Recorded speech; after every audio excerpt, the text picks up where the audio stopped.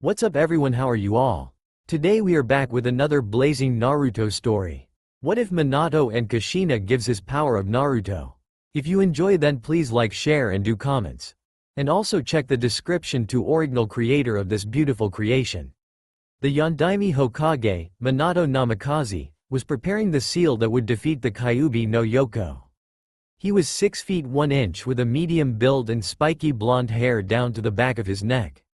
His beautiful red-headed wife Kushina Uzumaki lay next to their newborn son, telling him all the things she wished she would be able to do for him. She was dying after having the Kyuubi ripped out of her by an unknown figure wearing an orange spiraling mask. Minato was originally planning on using the Reaper Death Seal and split the Kyuubi's chakra, but Kushina had pointed out a better way, if time allowed, and he was determined to make it work. The Kyuubi had not yet appeared, but they were sure it would not be long now.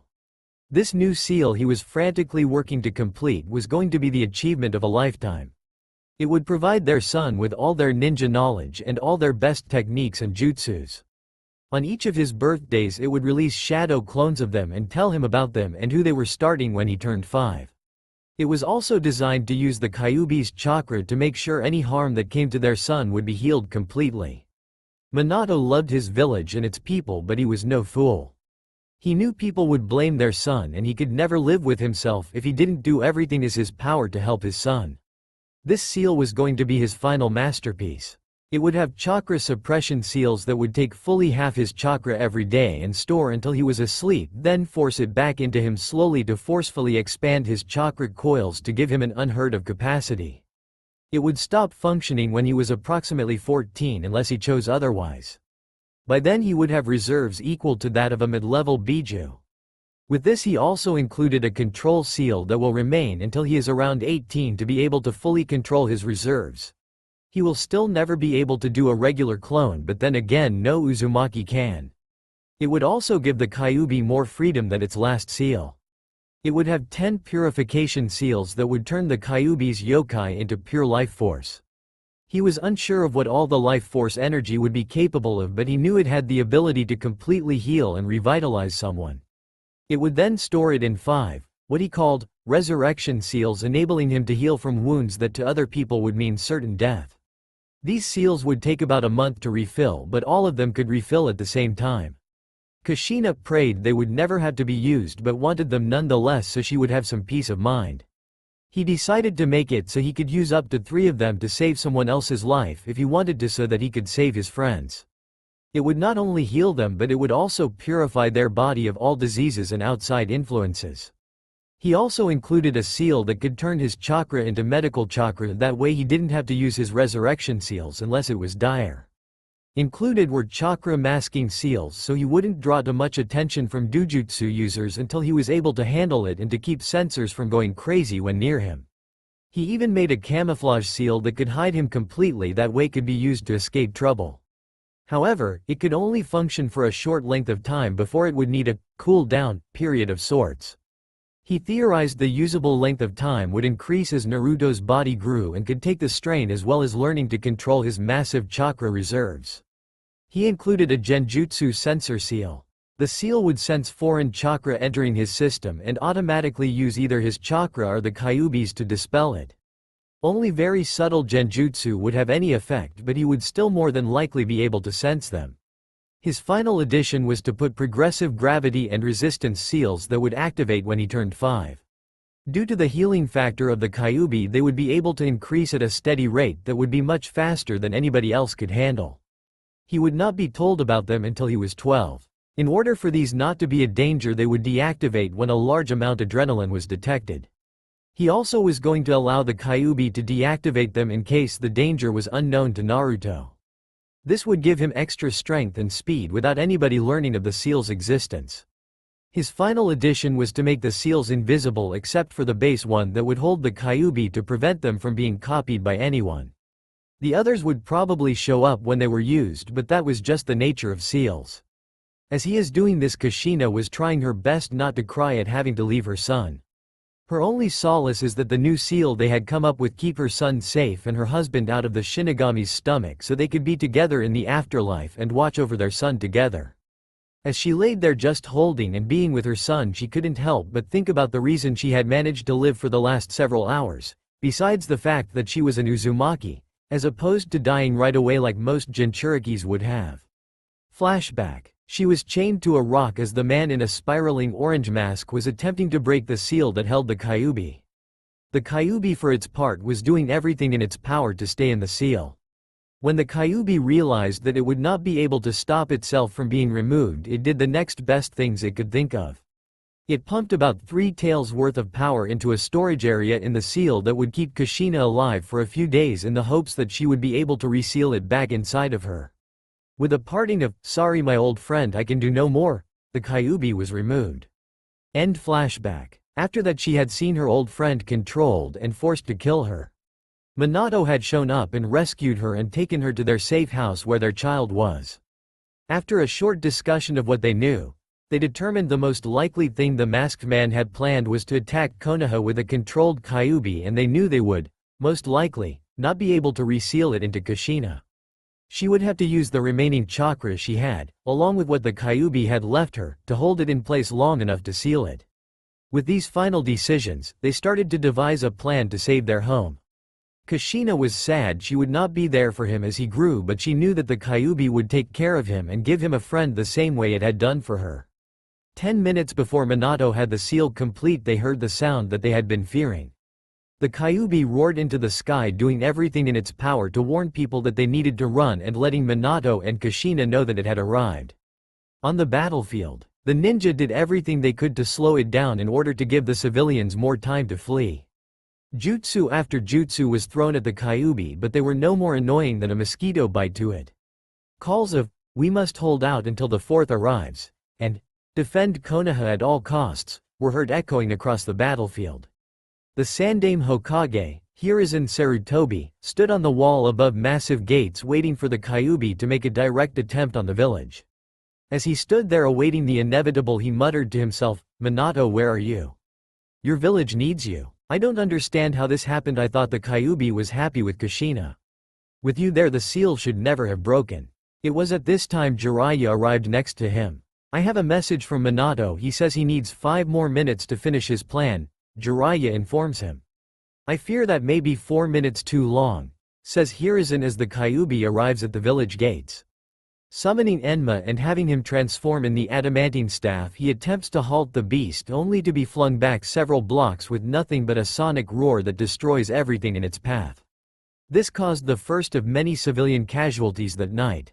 Hiruzen tries to push the Kyuubi back by extending his staff, only to meet it in a brief stalemate before Jiraiya steps in. Daunton Swamp of the Underworld rings out as the ground under the Kyuubi is liquefied and it starts to sink. In response, the Kyuubi launches a massive fire attack at the ground, overpowering and cancelling Jiraiya's out, while starting fires all over Konoha. The Kyuubi starts charging up its ultimate attack, the Bijudama, and aims it directly at the Hokage monument where the Yondaime Hokage has just arrived. Using his teleportation seal, Minato teleports the attack away from the village so it only damages the forest. He then appears above the Kyuubi, summoning Gamabunta. "What the hell is going on here?" Gamabunta asks as he sees the destruction of the village. "And why am I sitting on top of the Kyuubi no Yoko?" He continues as the entirety of the situations becomes clear to him. "Gamabunta-sama, I need your help. I need you to hold it down as long as you can so I can prepare to move us to the ceiling area I have set up." "Very well Minato, I will try, but don't expect a miracle. Even I can't keep up with the Kyuubi for long. Any time you can give me will be a big help." He started gathering chakra in preparation to teleport the Kyuubi to the ceiling area. Just as he finished, Gamabunta was forced to desummon and return to home to heal. He had taken quite a beating from the Kyuubi's tails while trying to hold it down. With no time to delay, he jumped to the top of the Kyuubi that was currently using his tails to smash both business and residential areas simultaneously. In a brilliant yellow flash, both the Kyuubi and Yondaime disappeared from the village and reappeared near Minato's safe house where Kushina and the blonde child were waiting. Most of the ninjas began to cheer and celebrate, thinking that the fight was over, but Hiruzen, Jiraiya, and most of the Anbu knew different and took off through the trees to get to where they sensed the creature. Outside safe house. In a bright flash they appeared just as Kushina started to form her chains to hold the Kyuubi down. It was at this point the genjutsu place on the Kyuubi loosed just enough for it to speak. Minato, Kushina, I am sorry I cannot control myself. You need to seal me so this cursed genjutsu will wear off completely. Can you put me back into Kushina? I am afraid we cannot. You are too strong for me to hold and seal at the same time, and Kushina would need to stop using chakra in order for it to be successful. Our only choice is to seal you into our son. But this will probably take all my chakra and we will not be able to be there for him. Can I trust you to take care of him in our place? Minato asked as he prepared the ritual altar. You have my word that I will do everything in my power to make sure that he is well cared for and safe. Thank you, old friend, I will miss you, but we will be watching, says Kushina. The rest is going to go as canon with the claw when the genjutsu takes hold again and the speeches. I can't bear to write all that when most of you should already know it or have read it multiple times. Council chambers next day. The newly reinstated Sandaime Hokage walked in carrying a small blonde child. The rest of the council that had been arguing about the best course of action to rebuild both the village and ninja force. Hiruzen sat down and called for silence. First thing first, what are the reported casualties? He asked. One of the elderly advisors named Homura, a man who had been on the Sandaime's genin team, spoke up. The death toll is currently 6,000 civilians and 4,000 shinobi, but expected to grow. That's fully 1/4 of our forces. Another 3,000 civilians were injured along with another 2,000 shinobi. 300 buildings were destroyed or damaged to the point where they will have to torn down and rebuilt, and another 1,500 sustained damage of some kind that is repairable. Hiruzen pinched the bridge of his nose. So many dead. This will make things hard for years to come, and that's not even taking into account when the other villages find out if they decide to attack. Kami, I hope I can still do this. As this was going on, the little blonde child started to fuss and make noise, alerting everyone to his presence. It was at this point that his other genin team member spoke up, as she, her name being Kaharu, was his other advisor. Hokage-sama, who is this child you're holding and why have you brought him to this meeting? Dreading the response, Hiruzen braced himself and began his explanation. This child is the hero who saved us all from the Kyuubi. This got him a lot of curious looks, and at the council urging he continued. The shinobi all know this, but just to give a refresher to everyone, it is impossible to kill a biju. If you do manage to destroy their physical body, it will reform in the same place in about 3 to 7 years. This drew gasps Mosh of the civilian side. What do you mean in the same place? The fourth killed it, there is no other explanation, shouted one very fat merchant. We must find a way to stop this, shouted another. Silence, shouted Hiruzen. Now if you will all give a minute to finish, it will become clear.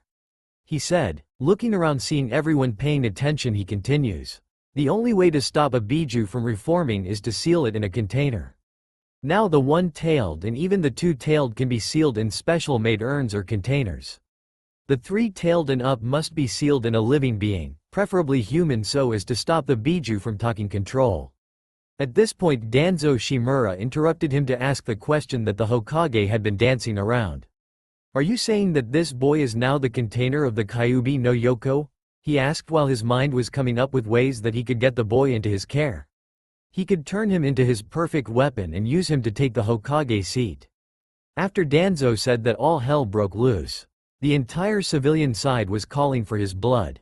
We must kill the demon, screeched a pink-hair woman. The Yondaime made it weak so we can kill it, said another.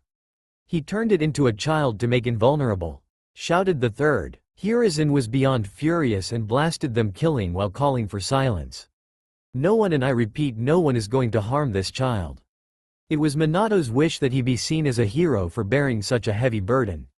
If these are the reactions I can expect for all of you, then I am going to make a few new laws right now. 1. It will be punishable by death to tell the younger generation about him containing the Kyuubi.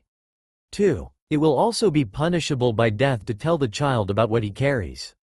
At this many looked upset but decided it was not the time to test the Hokage, as he was in a rather foul mood. Everyone at this point was wondering what he would do with the child. Danzo wanted to bring up the subject but knew that if he did it would make him appear eager and cast suspicions on his motives. Finally, after almost 2 minutes of silence, Inoichi Yamanaka, the head of the Yamanaka clan, decided to speak. What is it you are going to do with him? He could be placed with one of the clans to be raised and trained to be a shinobi. At this notion, Fugaku Uchiha devised a plan. If he could get the Jinchuriki, he would be able to mold him into a weapon of absolute loyalty. He decided to act quickly in order to set his plan in motion. The Uchiha would be willing to raise the boy as if he is one of our own. I have a son who is his age that he would be able to grow up with and see as a brother, Fugaku stated. At this point Hiyashi Hyuga decided to speak up. The Hyuga would also take him. He could receive the best training and placed within the branch family. As all the other clan leaders at this point tried to give a reason why they could be best, Hiruzen called for silence. No clan shall be taking this boy. It would tip the balance of power and make one clan far more powerful than any of the others. At this Danzo say his chance. I could take the boy. Give him to me and let me raise and train him. He will be the ultimate weapon for Konoha in the future and will be taught how to completely control the Kyuubi, he said with almost the smallest hint of a smirk. At this suggestion many of the civilians started to murmur about that maybe being the best option. Hiruzen would not hear of it. I will not let you turn this boy into another one of your mindless drones to be your personal attack dog. He will be placed in the orphanage where he can have a normal childhood with the other kids that will no doubt be there after this horrible tragedy. Some of the civilians tried to argue this point but he refused to budge. Danzo meanwhile went back to scheming, planning to kidnap the boy in a few years when he would not need to have some care for him for the entire day. He figured that 5 years should be enough time to set his plans in motion. After this the meeting was called to a close as Hiruzen could listen to the fools for no longer. He decided that tomorrow he would take the boy to the orphanage.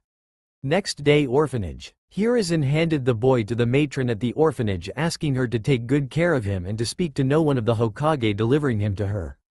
He now had no whisker marks and traditional Uzumaki red hair. The matron asked his name and was given the response, Naruto Uzumaki. 5 years later. Children run for many reasons.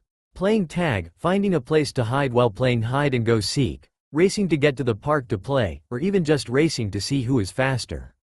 The boy we find running now is not playing a game of any sort.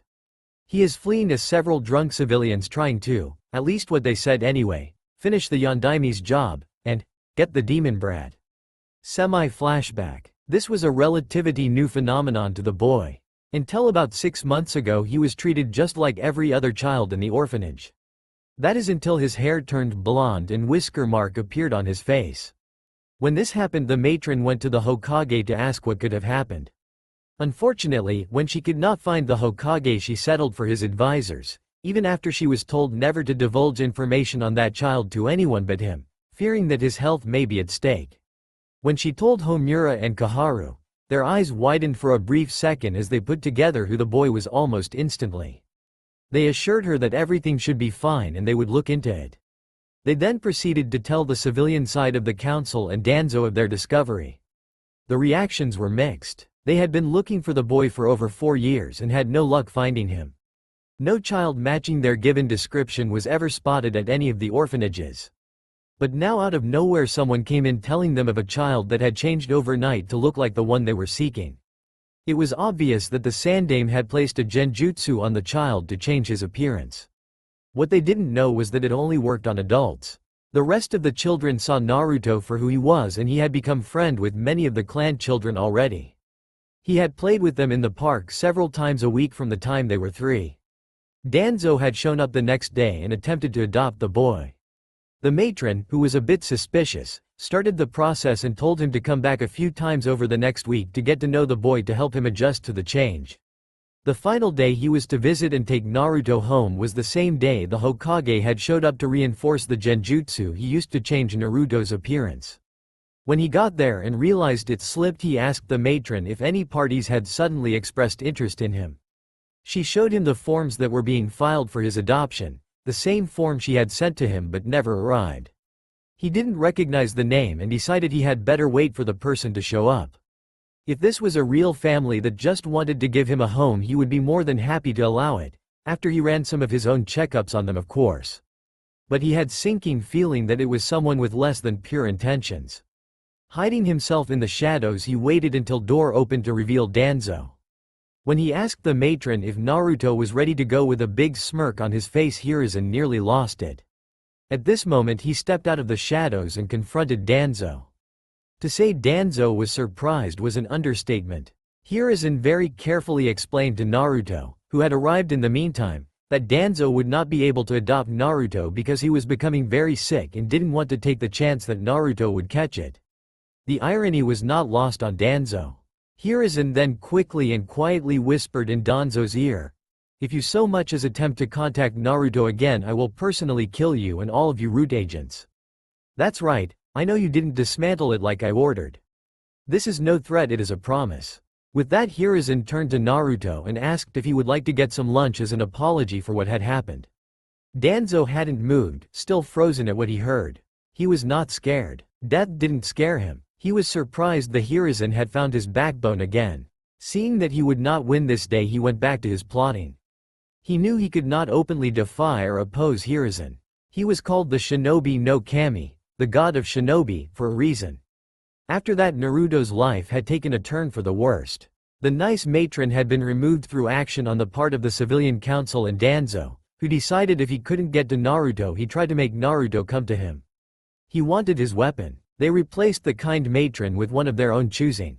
She was someone that saw Naruto as the Kyuubi and treated him as such. She told the other kids to stay away from him and started kicking him out when she was teaching the other kids.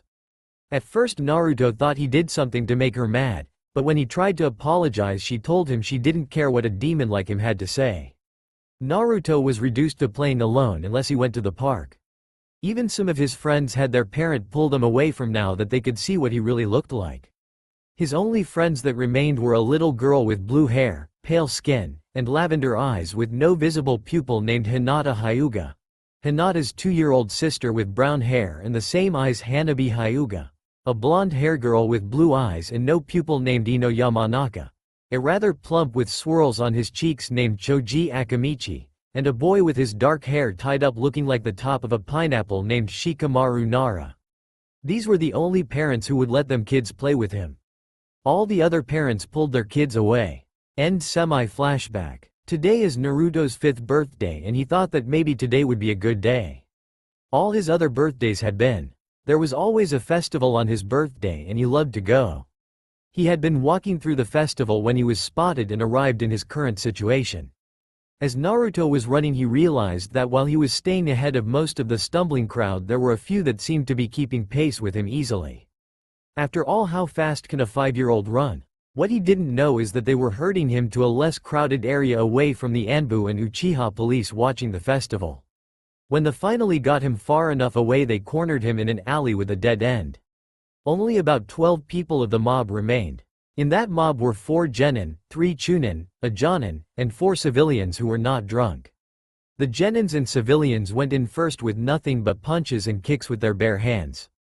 After a few minutes, which were filled with Naruto's pained screams, when he was injured to run away or fight back, having a broken nose, leg, and arm, they backed off. At this time the chunins took their turn. Using kunai, they speared his hands to the ground, getting the loudest scream of his life. They then proceeded to start making shallow incisions all over him with kunai coated in a poison meant to cause pain, not death. After just a few long minutes, Naruto passed out due to the pain. The attackers did not care in the least. If anything, they were emboldened.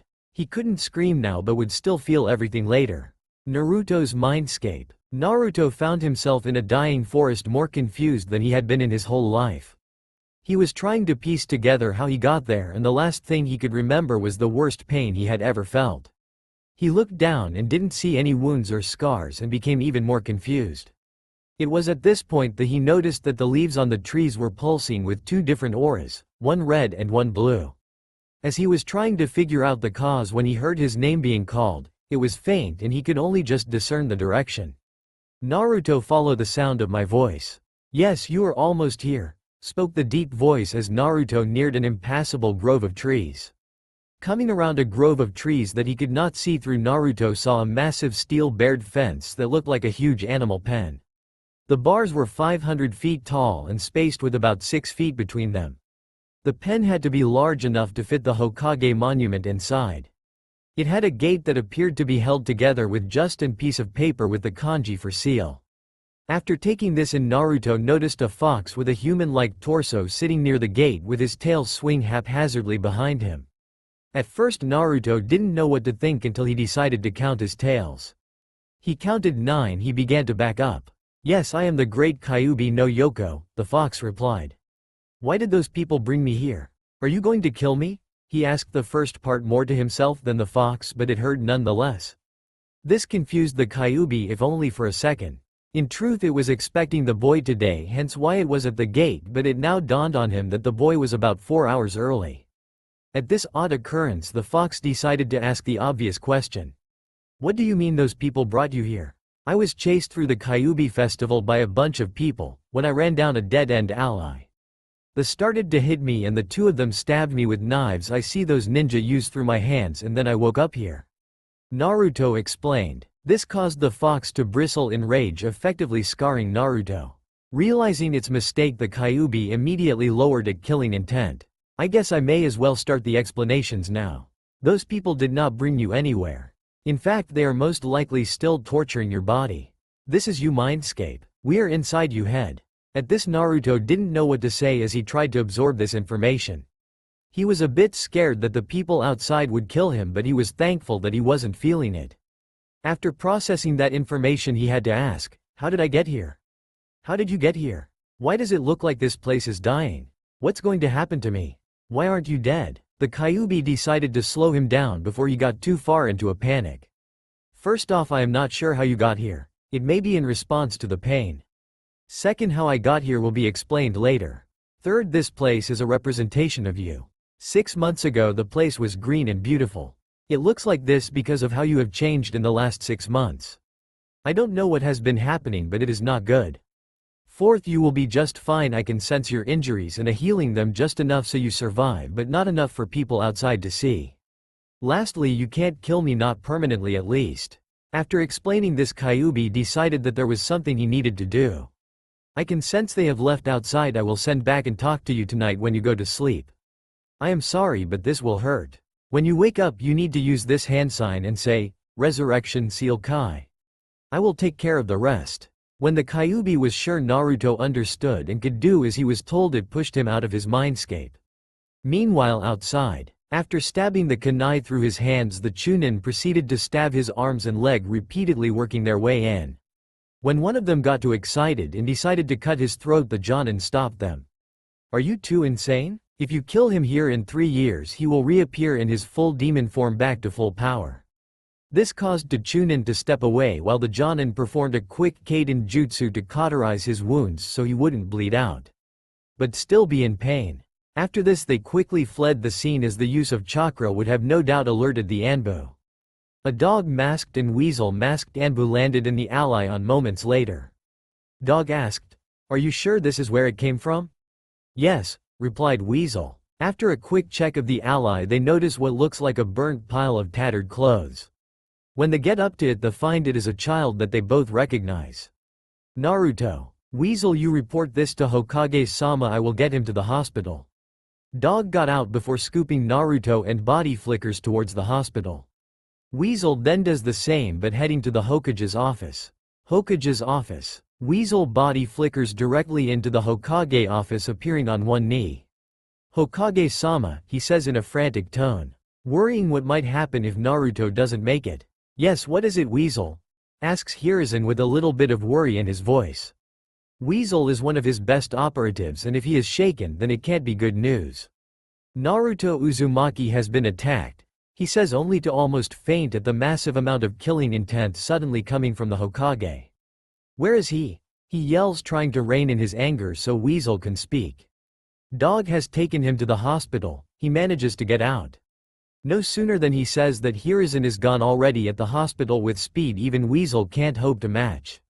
Hospital. When Dog arrives at the hospital with the severely burned boy, he is immediately taken into an operating room. After 5 minutes, the Hokage arrives in an uproar when he sees Dog and no Naruto.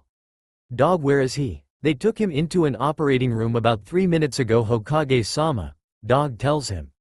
This eases his mind a little as he sits outside, make sure only necessary staff can enter the room. It seemed like days, but really it is only about an hour and a half when they wheel Naruto out of the room looking a lot worse for the wear. The Hokage sees this and instantly begins to ask questions. Why is he still in this condition? He asks, trying to keep the venom out of his voice. We were not able to do any more at this time. His injuries are too extensive and he is too fragile to operate on right now. The best we could do was to stabilize him and try to keep him sedated, but even that is proving hard as he seems to burn through it very quickly. However, his injuries seem to be healing on their own faster than most of us could do it for him. The doctor reported. They wheeled him into a room and started to set up the monitoring equipment when they witnessed a sight that they could neither explain or comprehend. Naruto woke up. An ear-piercing scream let everyone know he was awake. The doctor started to call for sedation. When he saw Naruto reach for his IV, he grabbed the boy's hand to stop him and was rewarded with another scream. You must leave it. It will help the pain go away. The doctor frantically tried to reason with him. But the blonde would have no part of it. Take it out, he ground out through gritted teeth. I can fix this by myself. Just take it out. Naruto screeches at the top of his lungs. Hearing this, the Hokage was curious. The look in Naruto's eyes told that Naruto really thought he could. He decided to give him his chance. The sedation was coming and they could always just inject it straight from a needle and replace his IV later. Really anything to that the boy wanted at this point he would allow if he thought it would ease his pain. Hiruzen motioned for the doctor to remove it and give the boy his chance. After it was quickly removed, Naruto brought his hands together in a hand sign and whispered, "Resurrection Seal Kai." The doctor only heard the Kai, but the Hokage heard the whole thing and his eyes widened for a moment, wondering what was going to happen, having never heard of something like that and wondering where Naruto would have heard of or even received a seal like that. He certainly didn't do it himself. As soon as Naruto said, "Kai," a blinding golden light washed over him, forcing everybody to look away. It went on for a full minute, swirling and pulsing, making even the Hokage sweat from the amount of power that was swirling around the child. When the minute was up and the light died down, they looked to see Naruto sitting up on the bed as if nothing happened. His clothes were torn, ripped, and bloody, but his skin was completely healed and he seemed to be awake and full of energy. Everybody in the room minus Naruto just stood there with their jaws on the floor. They had never seen anything like that. It would take even the toughest Jonins weeks to be sitting up, let alone be fully healed. He was smiling and trying to mask his pain, but it still shone through in his eyes. His physical pain may be gone, but the emotional pain would take considerably longer to heal. Hiruzen saw this and felt a pang of guilt that he had failed to stop this from happening and keep him safe. He had done so well for 4.5 years, then somehow the genjutsu he had placed on Naruto had worn off 2 weeks early. He had gone over it in his head but came up with nothing but blanks. He was going to reapply it, but the council had already spread what both versions looked like in his name. So he had settled for assigning Anbu protection to him. He decided that he needed to speak with the boy alone. After asking the doctor to check him over then leave, he sat down on a chair next to the bed and began. "Naruto-kun, do you remember what happened?" Hiruzen asked, hoping that he both did, so he could punish those responsible, and didn't, so he would not have to live with the memories of the terrible things that had done to him. A quick flash in Naruto's eyes told him that Naruto remembered everything. "Some ninjas chased me away from the festival. They started to hit me, then 2 of them stabbed those ninja knives through my hands and started to cut me everywhere with a few more. Then I passed out. When I woke up I was here and in a lot more pain." Hiruzen could tell it was taking everything he had to hold himself together. It broke the old Hokage's heart to see Naruto in such a state. It almost pained him to have to continue this conversation. "How did you recover so fast? It sounded like you released a seal of some kind." It was then that he noticed a slight hesitation that he had never seen in Naruto before. He had always responded to his questions right away. Whether it was from the pain of the memory or something he didn't want to tell him, the Hokage didn't know. "Kit, don't jump and don't say anything. You cannot tell him that you know of me yet. Everything will be explained tonight. Tell him something in the back of your mind just made you do it. Make it vague." Hearing the Kyuubi made him hesitate for a few moments before he answered. "I don't know. Something in the back on my head made me feel like it would take the pain away." The Hokage narrowed his eyes ever so slightly. He could see that either something Naruto said was a lie or that part of the truth was missing. The fact that he couldn't tell which unnerved him. He was the Hokage and couldn't read the face of a 5-year-old boy. He decided to give Naruto his privacy as this had already been a hard enough night and prying might make it worse. He did however decide to keep a closer eye on the boy, not only to keep him safe but to make sure that nothing was influencing Naruto's decisions. "Okay Naruto-kun, the doctor said that you are free to go. Let me walk you back to the orphanage since it's late and we don't want anything more to happen tonight," Hiruzen said with a smile, trying to reassure the boy by telling he would be there, but it immediately turned to a look of confusion when Naruto looked down and let out a sniffle. "What is it Naruto-kun?" he asked with a great amount of concern in his voice. "I can't go back there. They told me, a demon like you isn't welcome here, before they threw me out." He managed to get out through the sniffles. At hearing this, Sarutobi was now royally pissed. "I can't believe that ignorance of those council members. Putting him through this because they are too stupid to see the difference between the scroll and the kunai." With this thought he determined another course of action must be taken. "How about I get you your own place then?" he asked, trying to gauge the boy's mood by his reaction. When Naruto just smiled and nodded, he felt a small measure of relief. Taking the boy by the hand and leading him to his new home. Naruto's new apartment. It wasn't much to look at. That was probably the best thing that you could be said about it. It wasn't that it was run down as much as the fact that it was just old. It showed its age too. It was in probably the oldest building in Konoha. The reason for this being it was the only place that would accept Naruto, especially at this late hour and on this day in particular. Naruto didn't care though. He had a place he could call his own. After saying his thanks for the help, he found himself very tired. It turns out the energy that he felt after releasing one of his resurrection seals had worn off and he finally felt the stress of the day. As he laid down to go to sleep, he wondered if he would ever be able to go back to the way things had been before they started calling him a demon.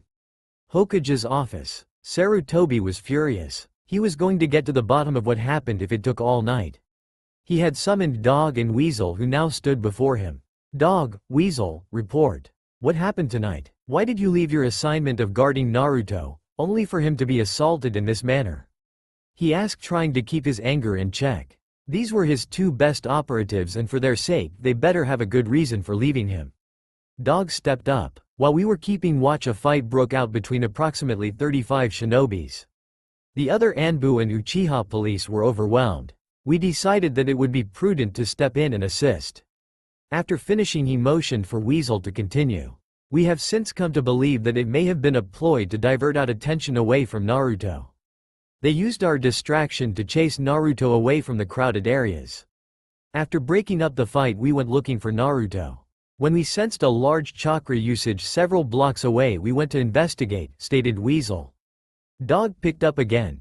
"It was at this point that we found Naruto. He had been the victim of a long torture session and then they used a Kaiden jutsu to stop the bleeding to make sure that he would survive. This last part was the most disturbing. If what they suspected was true, that would mean some of his own ninja have started a fight with plans of it getting out of control, by involving other shinobi that had no part in their plan, in order to cause a distraction large enough to pull these two away. To make things worse, they didn't want to kill him, they wanted him to suffer and live. They may have even believed that those injuries would be permanent, especially the burns. It would have been a miserable life had he not been able to heal himself the way he did." As these thoughts were running through his head, he was becoming both more enraged and burdened with guilt for failing his successor. "Minato, if you could see me now you would be ashamed."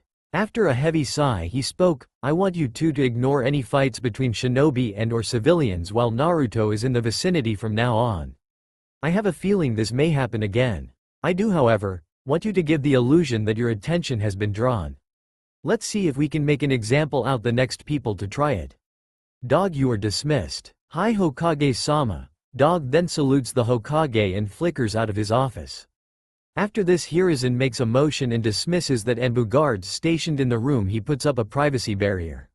"Weasel, remove your mask," Sarutobi commands.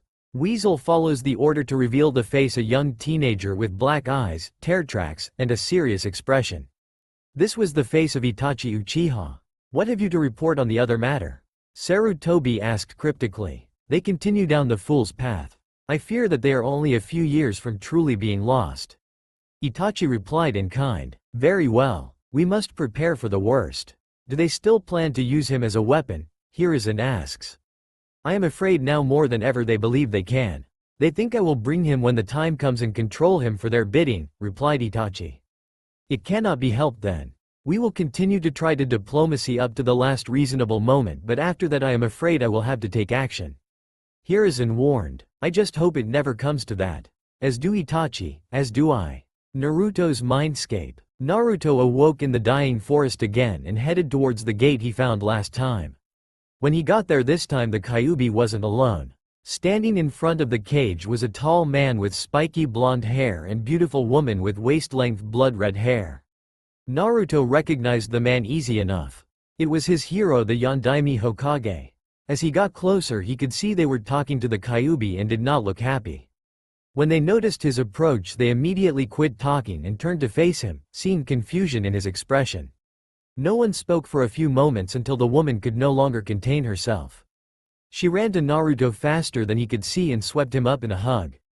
I'm so glad I finally get to see you, cried the woman with tears running down her face. At first Naruto didn't know what to do. He started to struggle to get away, but after he realized that she wasn't trying to hurt him he calmed down. Who are you and how did you get here? He asked, very confused at what was happening. This only made the woman squeal about how cute he was and hug him tighter. He started feeling the need for air. A part of him would wonder how that was possible after he learned that this was his mindscape. After being released from the hug she set him down and decided to try to get this awkward part over as soon as possible. My name is Kushina Uzumaki and I am your mother Naruto-kun. It was this sentence that would change his life forever. At first he was uncertain of how to react. Several emotions went through him all at once: happiness, confusion, anger, disappointment. After a moment when he gathered his thoughts he asked the first question that any kid was asked. How can you be my mother? She is dead. And if you weren't dead, where have you been? That was what he'd been told his entire life and he was having a hard time believing what she said was true. Her face turned at a small frown as she began her explanation. Naruto-kun, what I am going to tell you will be hard to believe at first, but just let me explain before you ask any questions. First, I am dead. Hearing that, Naruto jumped back. Ghost! He screamed while cowering away from her. Kushina only giggled a little before continuing, I am only partially here. I am sorry that we couldn't be there for you. Given what happened, this was the best we could manage. I am only a part my previous self, a soul shard. I tore off a piece of my soul in order to see you when you would be old enough to understand. I am not a ghost. Kushina explained. Naruto, who relaxed a little as the blonde man walked up to them. Okay, if you're my mother, then why is the fourth Hokage here? He asked, trying to piece things together. That's an easy question to answer. I am your father Naruto-kun, stated the Yondaime. As Naruto tried to start questioning him he was silenced by the blonde man. Let your mother and I explain before you ask too many questions so that we can make the best use of our time here. They explained the event that led up to the sealing and how they sealed part of their souls in him so they could see him on all his birthdays and hopefully teach him few things about their lives to give him some semblance of family. They told him about how he would slowly absorb their skills and knowledge of jutsus and techniques. They however could decide when he was ready for certain ones, which he would only be shown during one of their meetings. After this explanation Naruto was starting to get excited. Wait until I tell people I'm your son, there's no way they'll be mean to me after that. His hopes were quickly dashed. I am afraid you can't tell anyone about us, Naruto-kun. We had many powerful enemies that are no doubt still alive and would stop at nothing to kill or kidnap you just for being our son. You have to promise me you won't tell. Not until you are strong enough to handle our enemies or be able to run away at least. And you can't tell anyone you know about the big guy here until you're older. He points to the Kyuubi, and I wouldn't tell anybody unless you are absolutely sure you can trust them. Okay, I promise I won't say anything, he says while staring at the ground, feeling and looking his favorite toy had just been taken away. This is for your own good, Naruto. In time, when you get stronger, you will be able to tell people. After this they showed Naruto how to unlock his chakra and a few chakra exercises to do in order to gain better control and grow his chakra. They of course left out the seal that would take half his chakra every day. His mother gave him some ideas for pranks he could pull on people who were mean to him or just for fun, much to the chagrin of his father. Next was the conversation about his possible bloodlines. Naruto-kun, there is a good chance that you are going to develop 2 bloodlines. The first being the Uzumaki chakra chains that when properly trained, are pretty much unbreakable. Only certain Uzumakis get these and there is a very good chance you will have them since I did. You can't let anyone ever see these because they will know right away who you really are, said Kushina, trying to impress upon him how important this was. You may also develop the Sharingan. At this Naruto flipped. I'm and Uchiha? Why do they treat me so bad if I am one of them? He puzzled. They don't know that you are. Just like they didn't know that I was. My father left the clan long ago and I never belonged to the clan. His father explained. At hearing this, Naruto asked the obvious follow-up question. Who was your father? Madara Uchiha. But he died fighting Hashirama Senju at the end of that valley place. This shocked both of his parents at how smart he was. The Valley of the End. And no, he didn't. He was critically injured. He gave up fighting after that, but he taught me how to be a ninja before he died. He brought me to the village before he died and told me never to reveal my true heritage. Naruto cold only nod at this before his mother got his attention. At this point he was not sure what to expect. Naruto-kun, I think I should tell you about my parents too. My mother's name is Tsunade Senju and my father was named Kenshi Uzumaki. I know Tu-san is dead but Ka-chan may still be alive. But she probably doesn't know about you if you have never met her. As Naruto was taking all this in, Kyuubi decided to speak. I believe I should introduce myself properly and make a few corrections to your parents' words. The Kyuubi said, getting weird looks from the boy's parents. My name is Kurama and I will tell you more about myself when we have more time. You will not develop the Sharingan. At this, Minato looked disappointed, confused, and started asking questions. What do you mean he won't develop the Sharingan? Did I mess something up with the seal? He said frantically, hoping that he didn't cause his son to lose part of who he is. Naruto looked down too, but this didn't last for long. Let me finish and I will explain. I believe you will develop something called the Rinne Sharingan, also known as the Shi no Mi. Eyes of Death. This is a mix of the Rinnegan and Sharingan. Kurama explained. I don't understand. How is that possible? Asked a very confused Minato. Kurama explained that it was because he was the first to have the blood of the Uzumaki, Senju, and Uchiha since the mother of the Sage of Six Paths.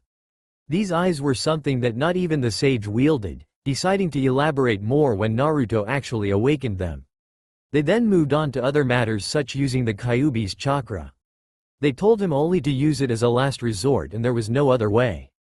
Kushina showed him another chakra control exercises to push back this chakra should he ever pull too much and lose control, but told him to practice it away from people, just in case, until he mastered it and never where someone could sense him. When their time began to grow short, Minato decided he needed to get in some final explanations before they left. Kurama-san here is not the demon people believe him to be. He was forced to attack the village. At this, Kurama growled at the memory. He was a good friend to your mother and he is going to be your friend and help you. They then told Naruto the full story of what happened the night he was born. Naruto looked up at the massive fox to see him nodding his head and that made him smile. He would finally have a friend. At that time, Minato walked over to the gate and ripped the seal off, opening the gate. After their goodbyes, Naruto felt himself being pulled back into the real world. Naruto's bedroom. When Naruto woke up, it was the next morning. Rubbing the sleep out of his eyes, he spoke to himself, what a weird dream. There's no way they could have really been my parents and the whole Kurama thing. Maybe I hit my head. It was not dream, kid. I am very real. But you're so big, how do you fit? Asked Naruto. He just couldn't figure it out. Kurama chuckled a little before answering. Firstly, I am in a seal, as such size doesn't really matter. Second, don't speak out loud when you want to talk to me. Just think what you want to say and I will gear you. Don't want people thinking you've gone crazy or that I have taken you over. Okay, you mean like this? Naruto tried thinking his words. Yes, just like that. Now I have a few things to tell you. Since your father opened the seal, you are going to get some of my senses. You should be realizing about now that you can hear, see, and smell much better than before. As Kurama was saying this, Naruto noticed he could smell how old and dusty his apartment was. He could smell the garbage dumpsters outside his apartment complex and even the food that the street vendors were selling a few blocks away thanks to his open window. He noticed that he could hear other people in his apartment complex having the breakfast table conversations. Sadly, many were about how they should move now that the demon lives there. He looked out his window and could see a great amount of detail on the Hokage monument. You're right, but what is the other feeling I have? It's like I can feel some of the people here are angry and some are happy. There are lots of other weird things too, Naruto said while trying to figure it out. That is the last sense that you have gained from me, the ability to sense emotions of all kinds, even intentions to a point. This will make it impossible for someone to sneak up on you, especially if they intend to harm you or someone near you. I see now. That is so cool, I'm going to be the best ninja ever.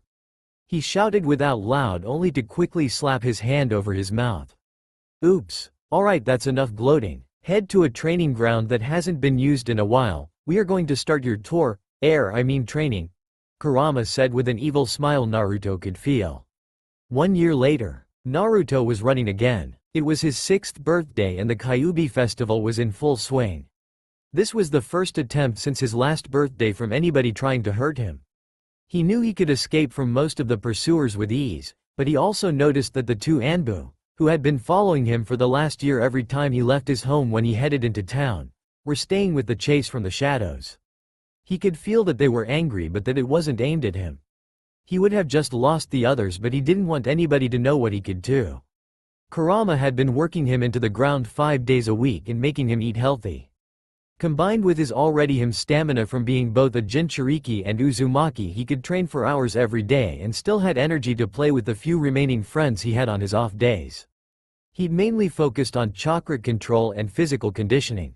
He had learned how tree walk and water walk and was about to start on what they called the Academy 3. Henge, substitution, and clone jutsus. They had found that with enough practice he didn't need the control seal for tree and water walking, and that made Naruto was determined not to rely on it. Kurama told him the less he did the better of a ninja he would be. This time Naruto didn't make the mistake of turning down a dead end and instead headed for an open training ground. When he arrived he turned to face his pursuers. What do you want with me? I never did anything to you. Naruto snarled out. He knew why they were after him, but he had also figured out that before the Anbu could do anything they had to either attack him or break the Hokage's law about Kurama. What do we want with? Don't play dumb. You know what you did. You killed my parents' demon, stated a Chunin that was among the group. We are here to finish what the Yondaime started, stated another. Several others had similar things to say as they began to close on him. He wasn't worried though. As soon as they got with striking distance, the 2 Anbu he sensed flickered between him and the crowd.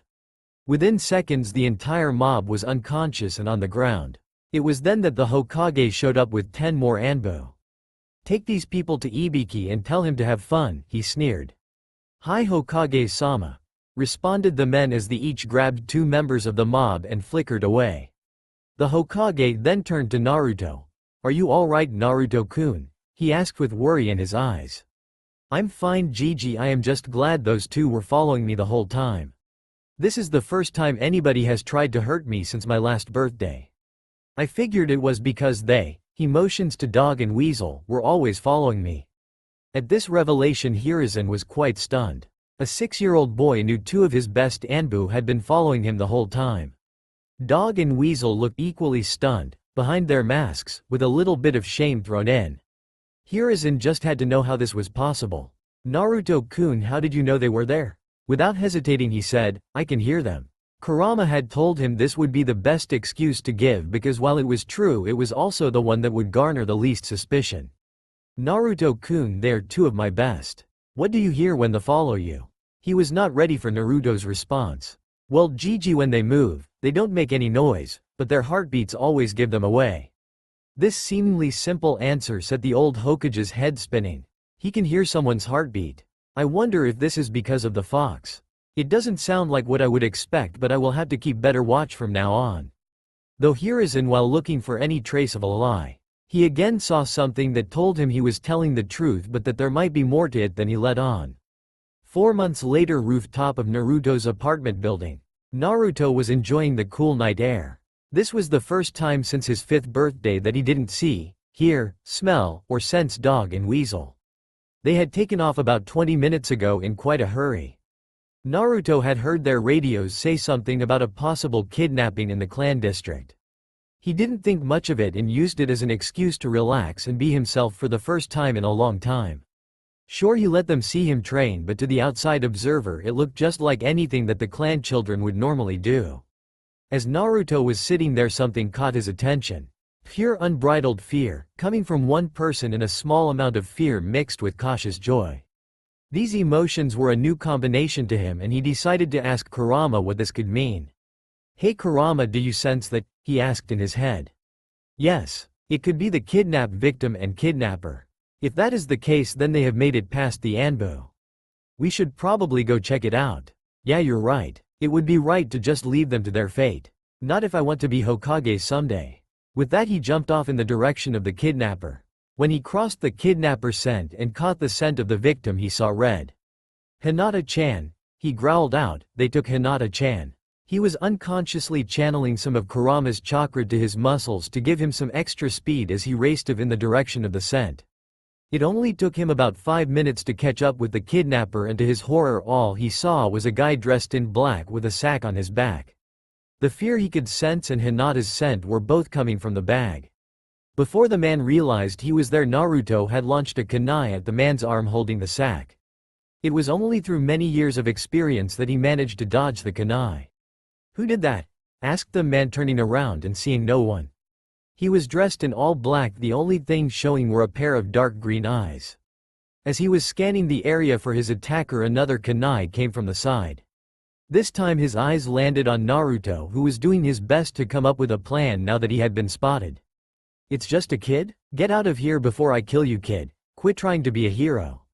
He sneered at Naruto. He couldn't believe he thought that he would have a fight on his hands. He didn't have time to mess around with a kid. "Give back Hinata-chan," Naruto demanded, trying not to show any fear. He could feel how strong the man was and knew he would be no match for him. "Any ideas, Kurama?" he asked to the fox. "Just one, but it might hurt." "What is it?" "Flare my chakra as high as you can handle, then try to keep him busy until every ninja in the village shows up." "That sounds painful. Plus, what's going to happen after this? If you think they hate me now, wait until this is over," Naruto deadpanned back.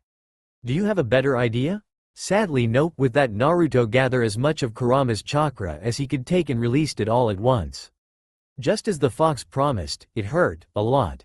It also accomplished his goal, as every ninja in the village was awake and headed in their direction, fearing the worst. When he was hit by the chakra flare, the kidnapper's eyes went as wide as they could. He had felt chakra like this before, and he wanted no part of it.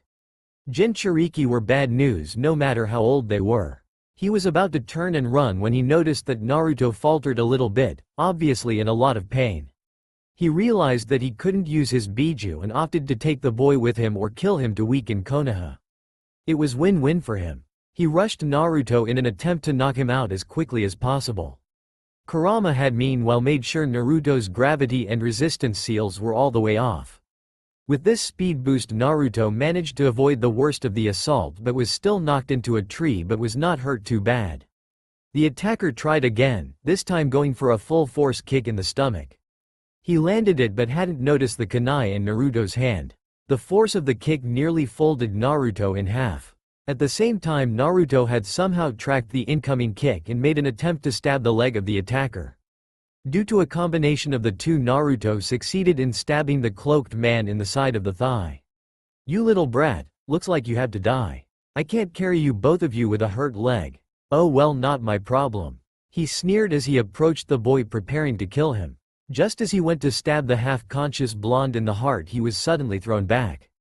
Naruto had seen, through blurry vision, the man in black approach. He could feel pain in his stomach, but that seemed like nothing compared to the burning coming from his eyes. As the man aimed his kunai at Naruto's chest, his eyes quit burning and everything suddenly became much clearer. Time seemed to slow and he could see where the kunai would him. Out of pure instinct, he raised his hands and muttered, "Shinra Tensei," only to see the masked man fly backwards.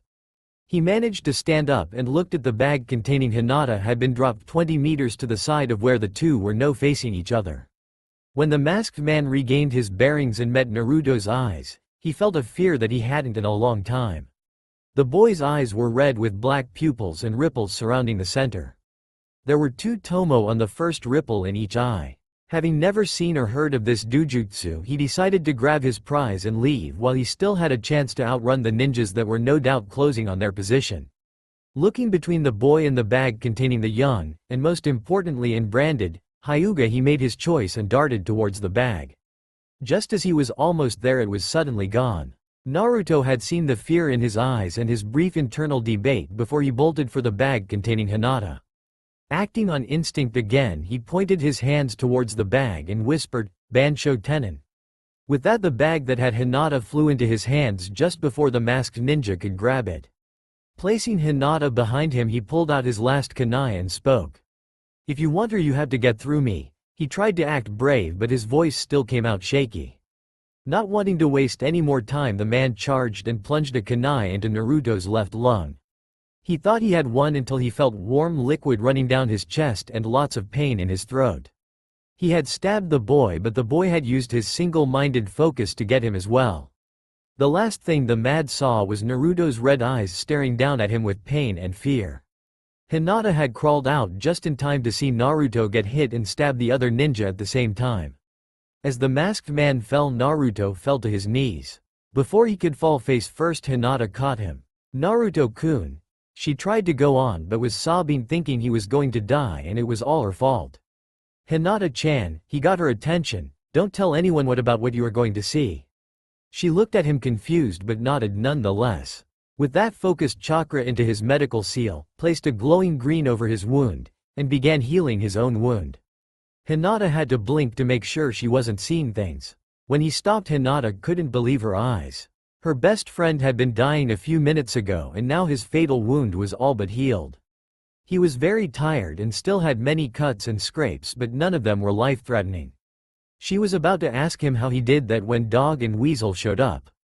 Before they could do more than assess the situation and the children, the Hokage and his squad of Anbu arrived on the scene. Seeing Hinata kneeling next to Naruto, who was still covered in his own blood with Dog standing between him and a dead man dressed in all black with a kunai still in his throat, he was able to put the event of what happened together pretty quick. "Naruto-kun, Hinata-chan, are you two okay?" he asked. Hinata started to speak up, "Naruto's hurt," but Naruto interrupted her. "I'm fine, Gigi. Just a few cuts and bruises, I'll be fine in the morning," he said, told the old cage while giving Hinata a pleading look that asked her to let it go for now. After speaking with Dog and getting a brief description of what he believes happened while Weasel attended to Hinata and Naruto.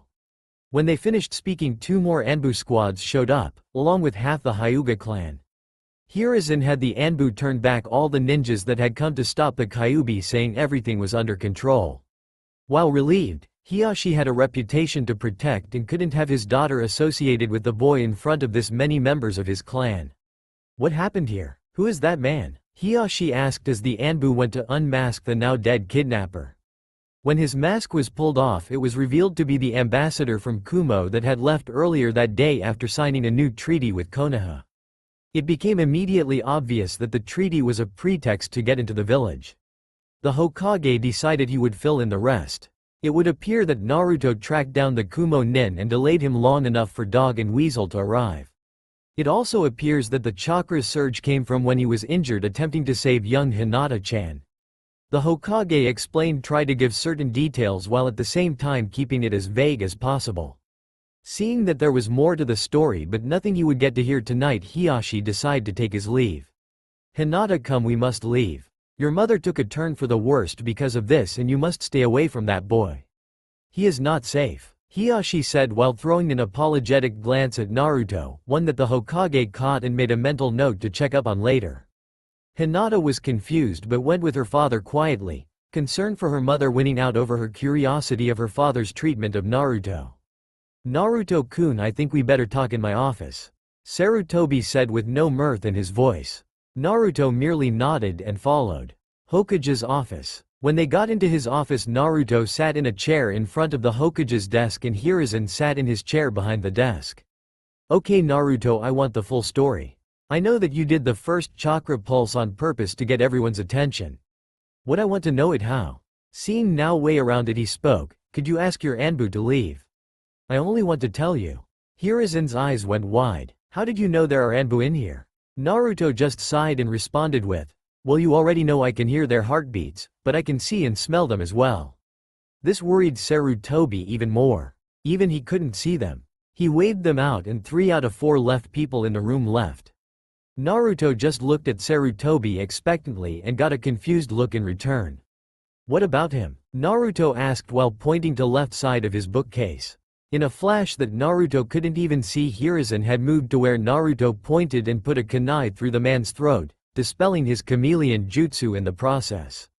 Seeing a blank white mask with "Nay" on it, he instantly knew who the man served. Danzo, he ground out, always putting his nose where it doesn't belong. Who is Danzo? Naruto asked. Danzo is the man who tried to adopt you over 2 years ago. This is what he wanted to turn you into, he said, pointing at the now dead root agent, figuring this would be a good opportunity to keep Naruto away from Danzo. Naruto only shuddered, glad that didn't happen to him. Now Naruto-kun, you have only raised more questions than answered. So first off, how did you see, hear, and smell my agents? Naruto looked to be in thought, but really he had a short conversation with Kurama.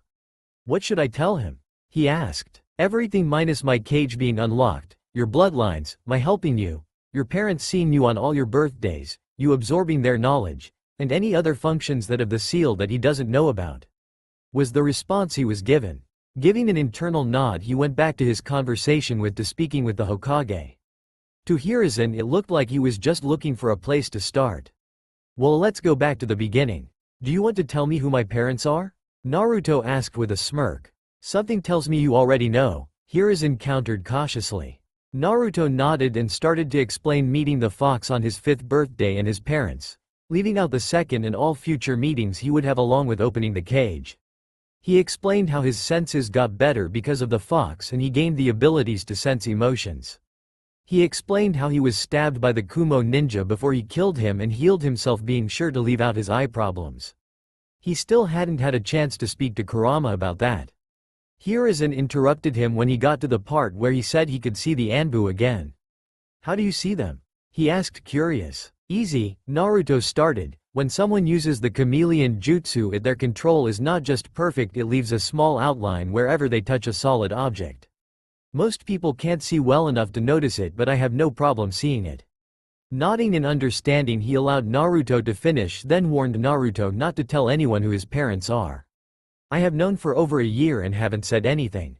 Do you think I would just go start telling people that now? I don't want that kind of attention. Plus I doubt they would believe me, he finished in a sad tone. Sarutobi nodded sadly, agreeing with Naruto. As Naruto got up to leave, there was a knock at the door. The Hokage called out for the person to enter and Hiashi Hyuga walked into the office. Good, you are still here, Naruto-san. I wish to apologize for what I said earlier. I only did it for Hinata's safety. Hiashi started, unsure of how to proceed without causing too much trouble for him. He wasn't allowed to say anything about the Kyuubi to Naruto, and that would make his explanation very hard. Naruto, however, stepped in and surprised him. I know, Hiashi-sama. Your clan elders see me as the Kyuubi. When Naruto said this, Hiashi's eye went wide. He couldn't believe he knew.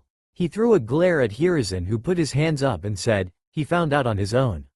Naruto gave a short version, leaving much out but enough that he would seem truthful. I have already spoken with Hitomi-sama about this. She told me not to take it personally and that you don't hate me. Just that you would have to act that way in front of others. Yes, I see. Very well, I must attend to Hitomi-chan as the stress on tonight has caused her illness to accelerate. I am beginning to suspect foul play and don't want to be away from her side for too long.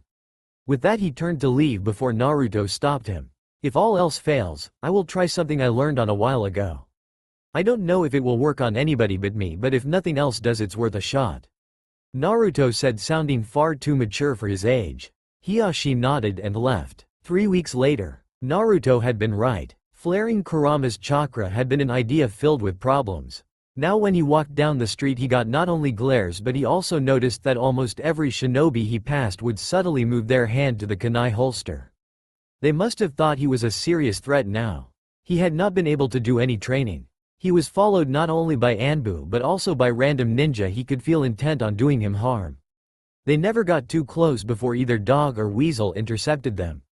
A part of him was really sad that they had reacted this way. It wasn't unexpected but still made him sad. He was only trying to save Hinata. He wouldn't take back his actions, but he still hated the consequences. He had not seen Hinata, and as far as he could tell she had not left the Hyuga compound. He didn't know, but all that was about to change. He was headed to the park hoping to see some of his friends. He'd seen Ino, Choji, and Shikamaru once since the incident. They asked him if he had felt that scary feeling that washed over the village and if he knew what it was. He had lied and said he didn't know or feel it. Their parents had been there and could see the lie in his eyes but said nothing. They had been told what happened that night and they themselves didn't really know what to think. Council chambers day after kidnapping. The chamber was filled with both sides of the council in full attendance. They were shouting all manner of things back and forth when the Hokage entered, took his seat, called for order and silence. "Okay, now that I have your attention, what is the meaning of this meeting?" he asked calmly. He wanted to see where this was going. He already had a good idea but still wanted to hear it from them. The leader of the civilian side of the council stood and addressed him. "We are here to ask for the execution the demon known as Naruto Uzumaki." The man spoke calmly like it was the obvious course of action after what occurred the previous night. "Denied. And let me remind you that my law still applies," he said with a fair amount of killer intent to get his point across. He figured they would beat around the bush a little bit and not jump straight to execution. He could already feel a headache coming on while rubbing his temples. A second member of the civilian council stood up to protest. "You can't be serious, Hokage-sama. Last night the beast was testing its power. If what was felt was any indication, its strength is returning. It will destroy the village if we allow it to continue to regain its former strength."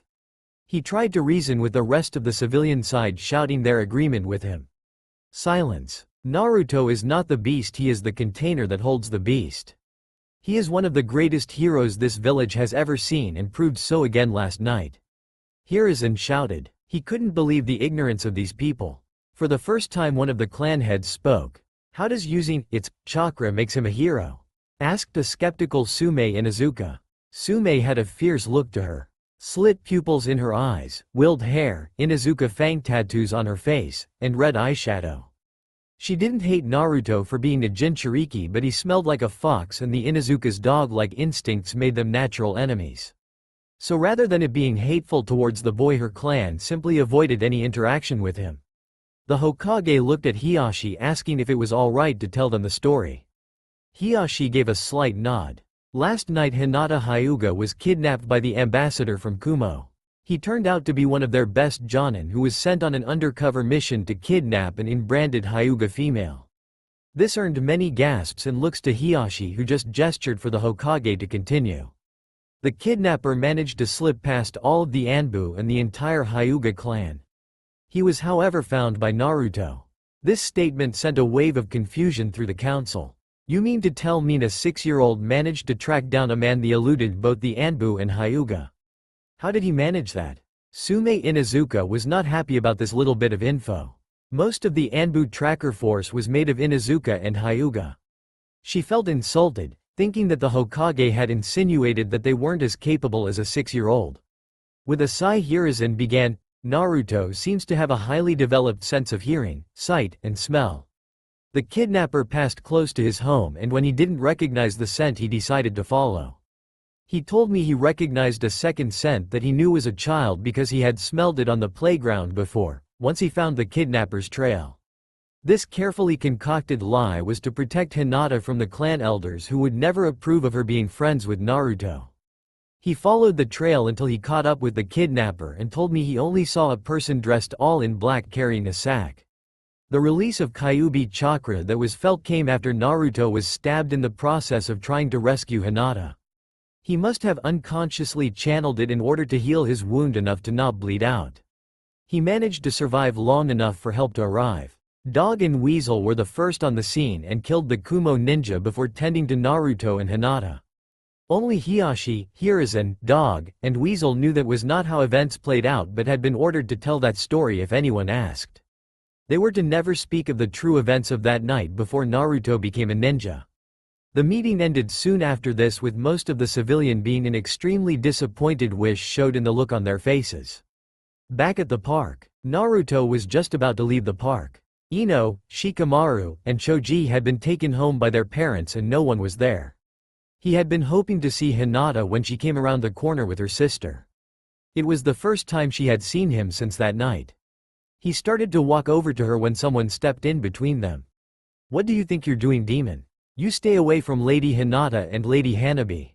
Quote, "I wanted to ask Hinata-chan if she was okay. I haven't seen her since it happened," said Naruto, confused on why this person would try to keep them apart. Didn't he know they were friends? All of the Hyuga knew Naruto had been there that night, but only one knew exactly what role he had played.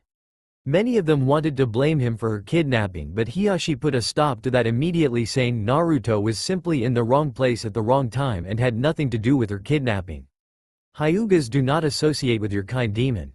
You will stay away from them if you know what is good for you. At this point Naruto was almost in tears. He had just wanted to see Hinata and make sure she was okay. He wanted to make sure she wasn't mad at him since he hadn't seen her in so long and ask how Hitomi-sama was.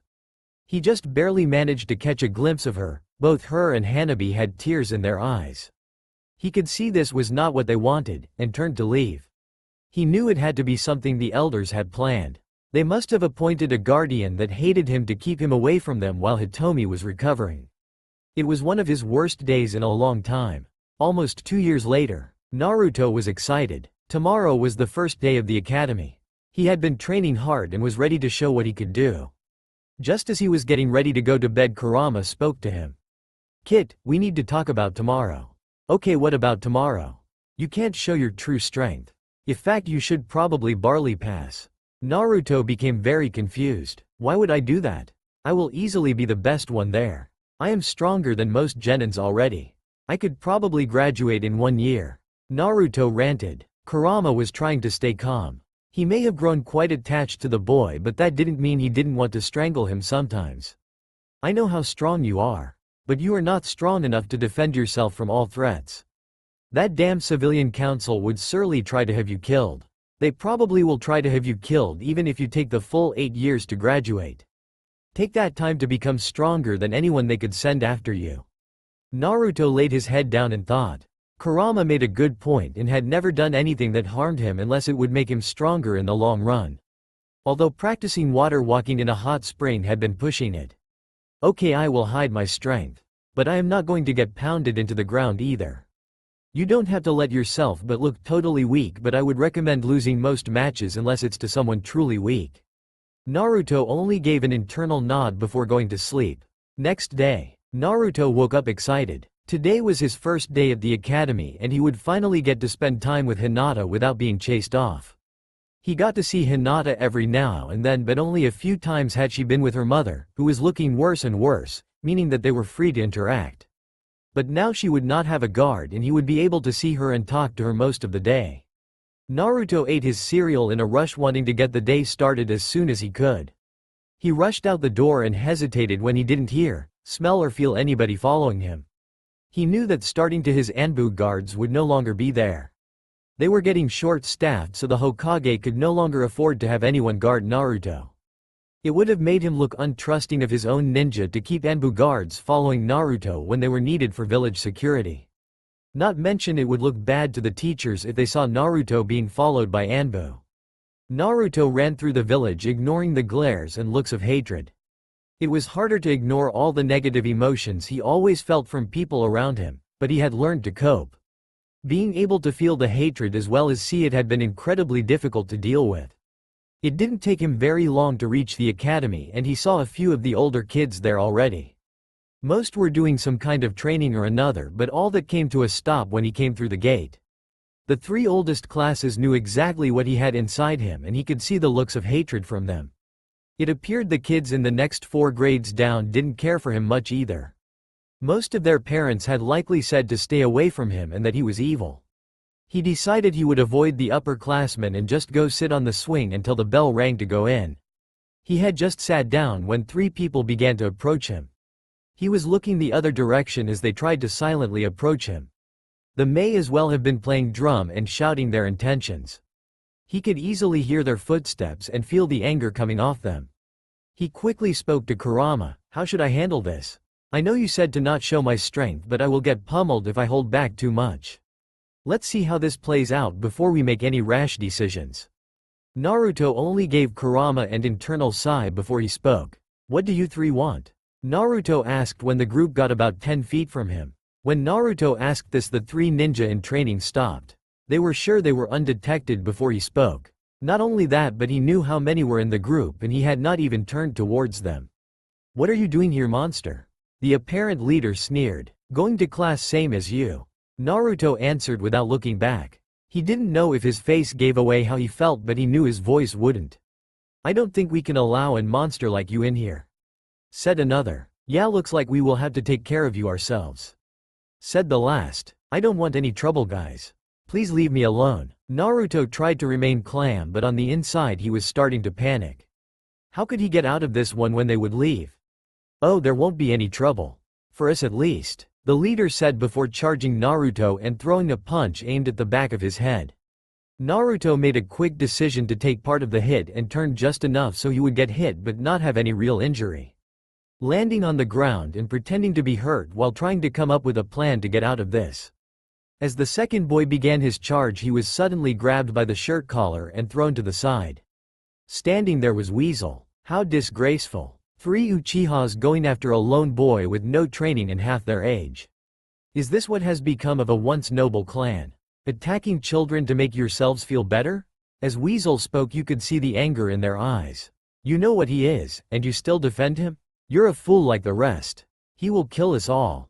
The third boy tried to reason, but Weasel wasn't having any of it. Attack him again and there will be no place for weaklings like you in the ninja ranks, Weasel told them, ushering them to class before turning to Naruto. "Are you alright, Naruto-kun?" "Yeah, thank for the help. I didn't know how I was going to get out of that one without showing some of my strength." "Indeed," was Weasel's only response. He had seen some of Naruto's training and knew he could defend himself when need be. Naruto went to the classroom and was happy to see all his friends. There were some people he didn't recognize. The first being a feral-looking boy named Kiba Inuzuka. A boy with a high collar and sunglasses named Shino Aburame. A girl with pink hair that he thought was cool at first until he heard her shriek, "Sasuke-kun." Both he and Kiba had to cover their ears for fear of going deaf. The banshee known as Sakura Haruno was of course talking about Sasuke Uchiha, the youngest son of Fugaku Uchiha, the Uchiha clan head. He found out that most people in his class, him included although only he knew, were clan heirs. He spotted Hinata in the back and went to sit in the empty seat next to her. "Hey Hinata-chan, I am so glad we are in the same class." Hinata was deep in, though, and never even saw her friend come in. She had been worried about so many things. First, her mother was still sick and only getting worse right after it seemed she would recover. Then her father had started to change. He was becoming cold and his training harsh. On top of all that, she had barely been allowed to see Naruto. Her and Hanabi missed him. They would see him around town, but every time he would try to talk to them, their guard, would chase him away, calling him a demon. So, she was surprised when she heard him right next to her. "Eep," she squealed and jumped at his voice. "Naruto-kun, it's good to see you again. I missed you so much." "I missed you too. At least now we get to see each other every day. How is your mom, by the way?" At this, Hinata's mood took a downturn. She isn't doing well. Every time she starts to make a recovery, she relapses and it gets worse. They don't know what it is. Just that she's had it since she had Hanabi. Hinata said with a sadness in her voice. "Just let me know if there is anything I can do for you, Hinata." "Anything," Naruto tried to reassure her. At this time, a man in a Chunin vest came in the room. He had a scar across the bridge of his nose and his brown hair tied up. "Good morning, class. My name is Iruka Amino. You may call me Iruka-sensei," said Iruka, greeting the class. After taking roll, he decided to go over what they would be learning about the next 8 years. Naruto ignored basically everything he said in favor of thinking about his training outside of school and how much this was going to slow him down. "Don't worry, kid. Tonight, I'll teach you a jutsu that will make it so you can go to school and train." "Thanks, Kurama. I don't know if I could get through this without killing myself." This sounds so boring. Day after Naruto's 9th birthday, Naruto's apartment. Naruto had been in the academy for a little over a year. Just like last year, he hadn't gone to school on his birthday. He never left his house on his birthday after his 6th. He would always lock the door and just hide in his room, deciding not to expose himself to the hate anymore. He could take care of himself, sure, but he wasn't going to take the chance that some higher-ranked ninjas would come after him. He had been especially nervous about this one. This was his first birthday of truly being on his own since his fifth. No Anbu to protect him and almost everybody knew where he lived. He was surprised though. The villagers didn't seem to take the chance to go after him. He could only think that it was because they remembered what would happen in the past if they tried. They would be arrested and spend a considerable time with the IT department. Something none of them ever wanted to repeat. After a visit they would blame the pain they experienced on him and become even more ardent in their hate for him. It was a cycle he didn't wish to perpetuate. As he walked out of his apartment to head to the academy, he felt 5 chakra signatures close in on him. He could feel their emotions and he knew they were after him. He didn't know what they wanted though. This was a new emotion to him and he didn't know how to describe it. The only thing he knew for sure is that they were all Uchihas. What do you think, Kurama? Should we run, fight, or talk? If this is what I think it is, we need to cooperate, or at least make it seem like we are cooperating. Activate your eyes but hid them. Naruto did as Kurama told him using a genjutsu and started to walk to school. He only made it to the stairwell before he was forced to look directly into the Sharingan eyes of an Uchiha Jonin. His eyes, being more powerful, saw through the genjutsu right away but acted like he did not. "Come along, weapon, we have a village to take over," said the Jonin as he led Naruto away. They soon arrived at the Uchiha compound. "I have brought the Kyuubi as asked. He is in my full control." "Good. With it we can take over this village easy and kill the Hyugas once and for all," said an unknown voice from behind Naruto. Uchiha compound noon. The Uchiha compound was a flurry of activity. Almost the entire Uchiha police force was currently in the compound moving supplies and barricading houses. Only a skeleton crew that was necessary to keep up appearances was patrolling the village. Most of this was being done in almost total silence. The ninja Uchiha were trying to protect the civilian and young members of their clan. What were they protecting them from, you ask? Tonight, they were planning a coup d'etat. They had been led to believe that they were being denied their right to rule. The Hokage was old and still hadn't picked a successor. They believed that it should be one of them, but he wouldn't budge. He stuck to his belief that none of them had the will of fire required for the job. The only one that he believed did was still too young to handle the job. So here they were preparing for war. They had told the civilian and children that they were doing an emergency preparedness drill and that it would last until morning, and that is why the only one allowed to leave the compound today was Sasuke. This being because to not have him go would arouse suspicions. Most other Uchihas would be in their district anyway, since only a few besides the police worked outside the district. Naruto was currently standing in the room with the clan's council. He had been ordered not to leave Fugaku's side until given other orders. Fugaku wanted his weapon where he could see it at all time, just in case someone decided to back out. They would not be able to take the Kyuubi with them. "We will start with a distraction near the gates to draw the on-duty Anbu and flank them when they arrive. I will take the Kyuubi and unleash it on the Hyuga before they can realize what's happening and respond. That should draw the Hokage and most of his loyal Anbu. At that point myself, Itachi, and Shisui should be enough to take down the old monkey. While we do that, the Kyuubi should have killed all the Hyuga, minus the 2 heiresses who you," he says pointing at a Chunin, "will secure and bring back here. Make sure some of their blood is found to make it look like they are dead. We will keep them alive to see if it is possible to merge the Byakugan with the Sharingan. After the Kyuubi take care of the Hyuga, we turn him toward the Anbu." "Any questions?" asked Fugaku after going over the plan one last time. "What do we do when the other clans get involved?" asked a Jonin Uchiha. "If all goes according to plan, the most of the clan ninja are either out of the village on missions or should be too slow to figure out what is happening in time to respond. We need all of this to happen within 30 minutes to have the best possible chance of success. Danzo as his route will be staying out of this. He too wishes to see strong leadership restored. Sir, no one has seen Shisui for 2 days and Itachi is currently performing his Anbu duties." Another Uchiha informed Fugaku. "Find Shisui and don't worry about Itachi, he will be here just before we launch the plan." Fugaku said, confident that Itachi would be loyal to his clan. Naruto had been listening to the whole thing with a growing sense of both dread and anger. He couldn't believe that Itachi would betray the Hokage. Not after every Itachi had done for him. He had figured out Itachi's identity long ago. It took everything he had not to betray the emotions he was feeling on his face. He was supposed to be in a genjutsu. Then there was Sasuke. He didn't like him much because he seemed to think he was better than everyone, but he still didn't think his family would do something like this. Sure, the Uchiha had mistreated him, but they were never anything other than condescendingly polite to most the villagers. We launch tonight dusk, Fugaku said, closing the meeting so they could get back to work. Hokage's office same time. While the Uchiha were making preparations, so was the Hokage. He was currently in a meeting with the advisors minus Danzo and Itachi on the situation. The attack will start tonight at dusk. Itachi informed the rest. It has come to a head this soon? What can you tell me of their plans? Itachi told them the general attack plan, and then he dropped a bombshell that made the Hokage scene red. The kidnapped Naruto-kun this morning after he locked his apartment door. He never showed up at the academy. I couldn't stop them without giving myself away. He was put in genjutsu and lead to the Uchiha compound. The plan to use his memories of what they will make him do to break him. Then Danzo has a Yamanaka who will perform their mind destruction jutsu to make him nothing more than a mindless weapon. Itachi continued, giving a full rundown of the plan. What else can we do? They must be eliminated. Everyone that is willingly taking part in this attempted coup. The Hokage ordered. This was one of the hardest orders he would have to give. But who could carry out an order like that? The Uchiha clan isn't known as one of the elites for nothing.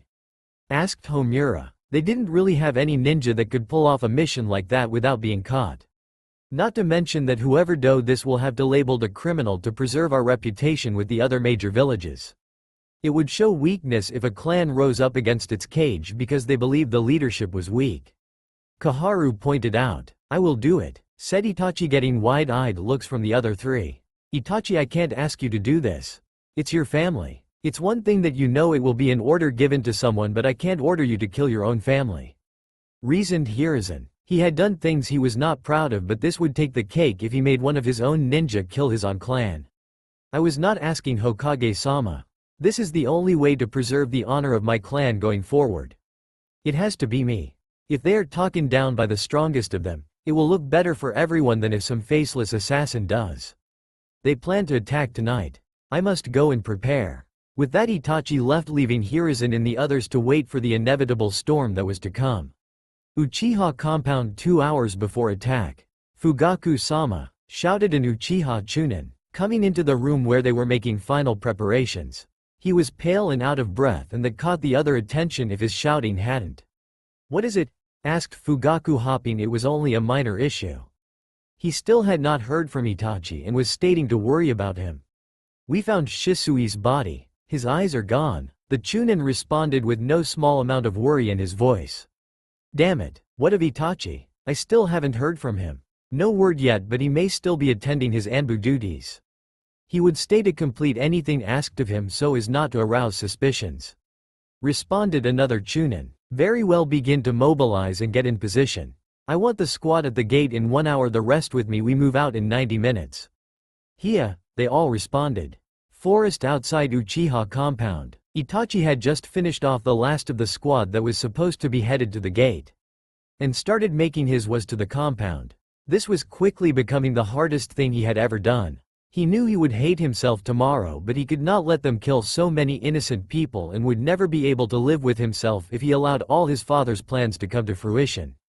Flashback. Fugaku had just explained his invasion plan to Itachi and the rest of the Uchiha Council and was taking questions. The first one was, why do you plan to keep the girls alive when killing them would be the end of all Hyugas? Asked an elder. He kept his voice as neutral as possible, but one could still hear annoyance in his tone. I know this may seem strange, but let me fully explain without interruption and it will become more clear. The Byakugan surpasses the Sharingan in only 3 things. Range of sight, range of vision, and ability to see through objects, correct? Hi, what would happen if we could incorporate even one of those into the Sharingan? I have no guarantee that it could work, but they are the only unbranded females, the only unbranded children that we could easily control. If it can't be done, it can't be done, but if it can, it will make it impossible to hide any technique from us ever again. So you plan to use them as breeding experiments? Asked another elder. Hi, that is a dangerous game you are playing, father, spoke Itachi. That sounds like something Orochimaru would do. It is a necessary evil. They will be kept in genjutsu so as not to suffer needlessly. was Fugaku's only response. End flashback. Itachi came out of reminiscing just in time as he had arrived at the compound. He could see the main force gathering just outside what had become headquarters. There were only 5 stragglers running here and they're finishing last-minute items. The main force was a good 60 strong. He decided to pick of the stragglers and set some traps to try and whittle the numbers down. Silently creeping up behind the first, he stabs his blade through the ninja's heart while covering his mouth before dragging his body behind a building out of sight. He repeats this on the other 4, after which he slowly makes his way around to the main gathering, setting up traps.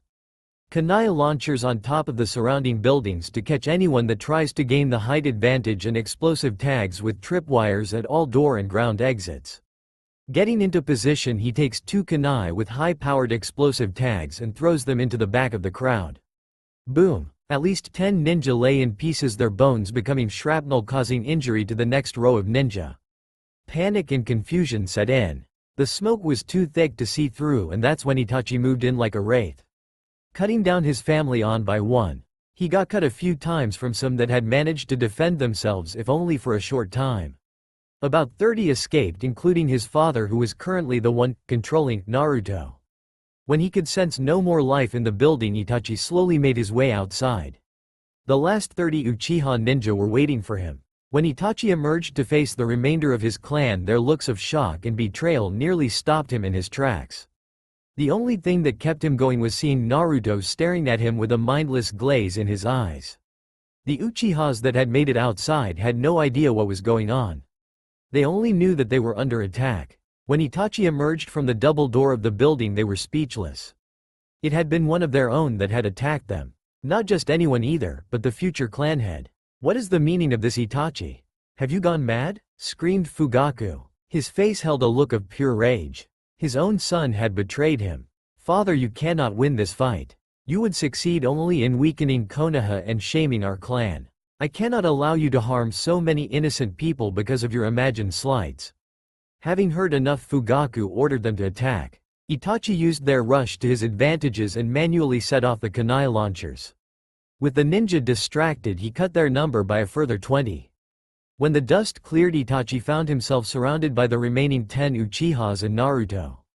"Release Naruto and send him away. We don't want him to remember this and let our clan be shamed." Itachi tried to command, but with his exhaustion and injury his voice came out broken and panting. "I have a better idea. Weapon attack and block no incoming strikes," Fugaku commanded. "Hi," was Naruto's emotionless response as he began forward, pulling a kunai from the pouch he had been given. As he approached Itachi, he got his attention by looking him straight in the eyes and winking. Itachi saw Naruto start forward and pull his kunai. He was trying to think how to break his control while sparring him the knowledge of what had been planned for him. When he looked in Naruto's eye again, he notices that they were not dull anymore, they were fully aware, and then he winked. When he winked, Itachi realized that they never truly had control of Naruto. Just as Naruto gets close to Itachi, the other Uchihas start going through hand signs for various fire jutsus. Seeing this, Itachi starts his own hand seals, hoping to finish first and get him and Naruto away. Before the Uchihas can finish, 10 golden shoot out of Naruto's back, surprising even him. They bind the remaining Uchihas, stopping them from preforming their jutsus. Itachi quickly took advantage of the situation, killing all but his father before Naruto could unbind them. "Naruto-kun, I'm sorry this had to happen." Itachi starts but is interrupted by Naruto. "It's not your fault. I heard everything. I know you tried to stop them and they didn't listen. I need you to promise me something, Naruto." "What is it?" he asks. "You can't tell anyone what happened here tonight. I promise I will never speak of it. I'm sorry to put you through this. But you must leave now. Sasuke is coming and I need him to see me finish this." With that last farewell, Naruto let to return home. He wouldn't show up to the academy the next few days. Trying to come to grips with everything he had seen, he didn't know how he would be able to look at Sasuke again. 1 year later. It had been a long year. Kurama was putting Naruto the ringer as far as training went, and he had started to absorb his parent knowledge on Taijutsu and Kenjutsu. Knowing the shadow clone made getting the forms down and practicing easier. Kurama had taught it to him the second day of school so Naruto could attend class and have his clone study and work on chakra control.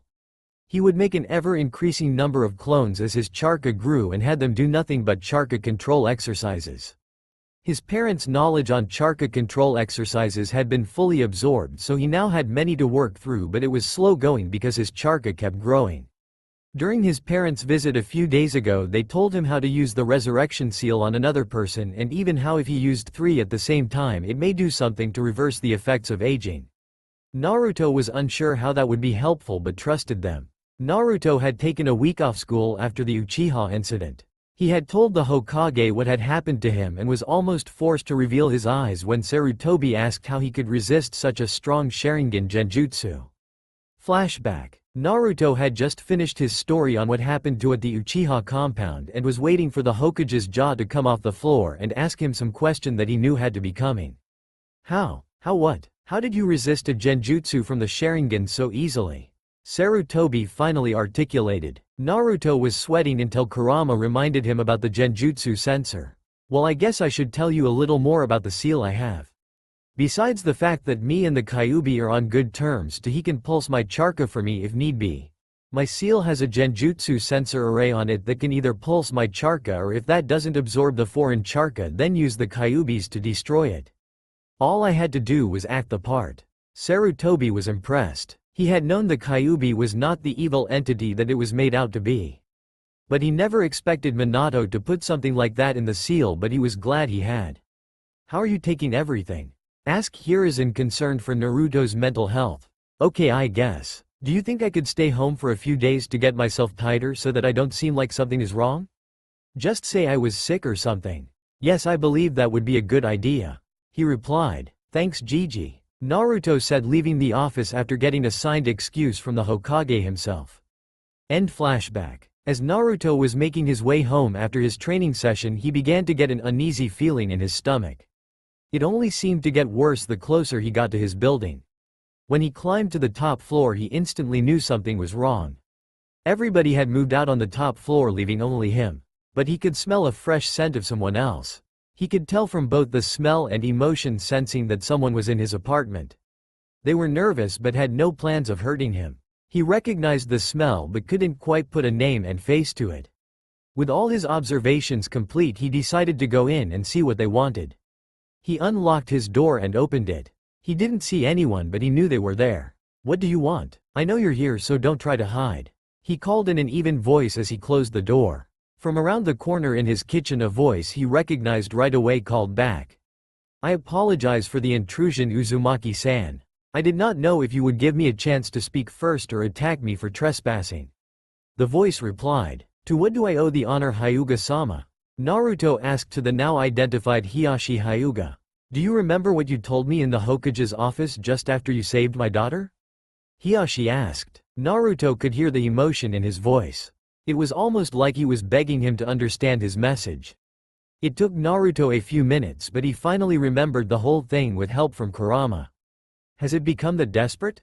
Naruto asked just as carefully as Hiyashi had. Only hours are left. Hiyashi's simple statement was enough to bring Naruto's thought to a grinding halt. He was his last hope.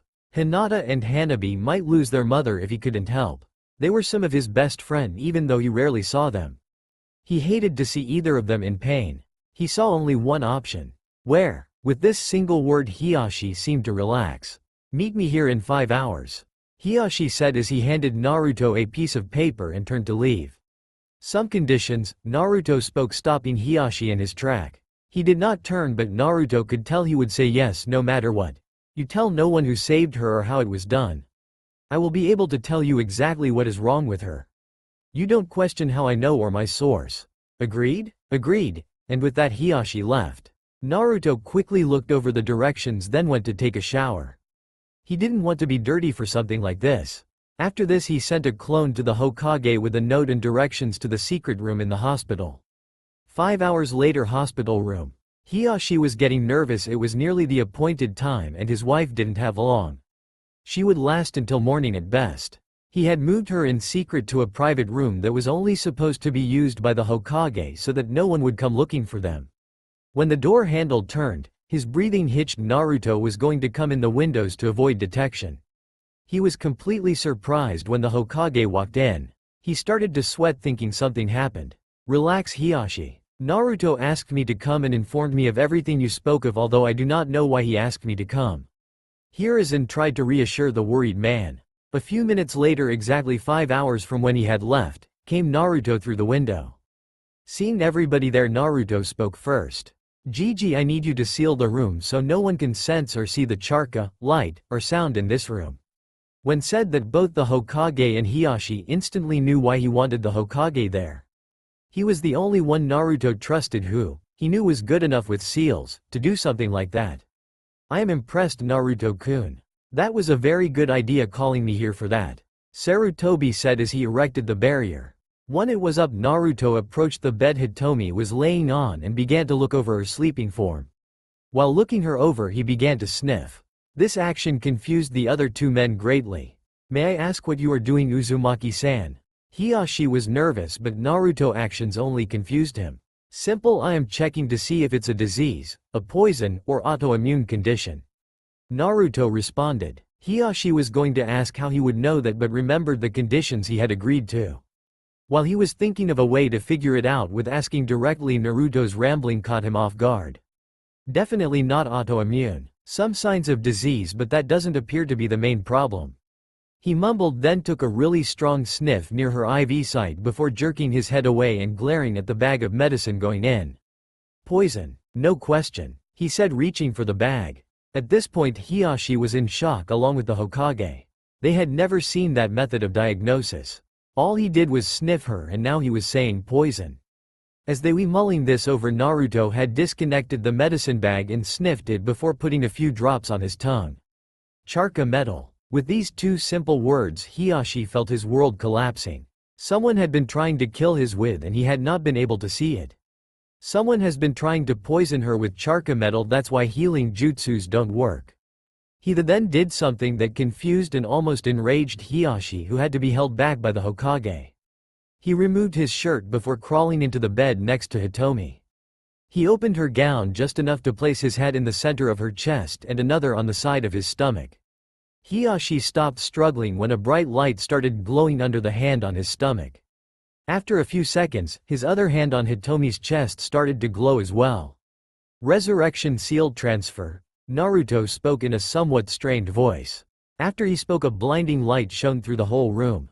It took almost a full minute to dim again and for Hiyashi and the Hokage to regain their vision.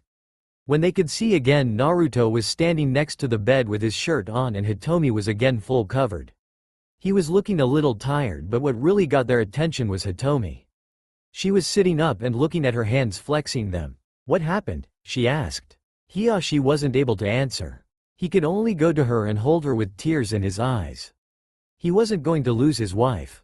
You're okay. Oh, Kami, he really did it, was the only thing Hiyashi was able to say. Repeating it over and over. The Hokage cleared his throat and decided to speak. While I am very happy for you, Hiyashi-san, we have another important matter to settle. Who did this in the first place? What is going on here? How am I better? Hitomi demanded as she became more confused as they spoke. Well, you see, the Hokage said, pointing to the spot Naruto had been and seeing no one. He then looked around the whole room and noticed that he was gone. It seems, the Hokage was cut off by the clan head. We can't tell you who healed you. Only what he said. First, you didn't have an unknown disease or lingering weakness from Hanabi. You were being poisoned by charka metal. I don't know who is responsible for this, but I will find them. Until I do, though, we are going to have to pretend that you are dead. And I am afraid that you won't be able to say goodbye to the girls in case they try to go after them to get to you again. After this short explanation, Hitomi started to cry. She couldn't believe someone from her own family had tried to poison her, and now she would be able to see her daughters or say goodbye without risking both hers and their safety. What are you going to say? Without my body, they won't believe you. She managed to get out through the tears. She knew the sooner that they made it through this, the sooner she would be able to get back to her daughters. I have a solution to that. There is an old forbidden jutsu called the blood clone. It will create a biologic clone that will last about 2 weeks after it dies, before reverting back to the blood it was made out of. It takes a little over a pint of blood. Now normally we would ask that of someone who has just recovered from what you have, but considering I know a little about the jutsu that saved you, you are probably feeling as strong as you ever have. He looked at the woman, getting a nod as confirmation. "It is settled, then I will give you an hour to make arrangements while I set up what is needed for the jutsu." Unnoticed by the three, a small rock in the corner disappeared in a puff of smoke. Naruto's apartment. Naruto had just arrived home after healing Hitomi Hyuga when his shadow clone dispelled. He had left it to make sure Hitomi would not know it was him. He trusted her but did not want her feeling like she owed him. He had left a clone to see if Hiyashi would hold up his end of the deal.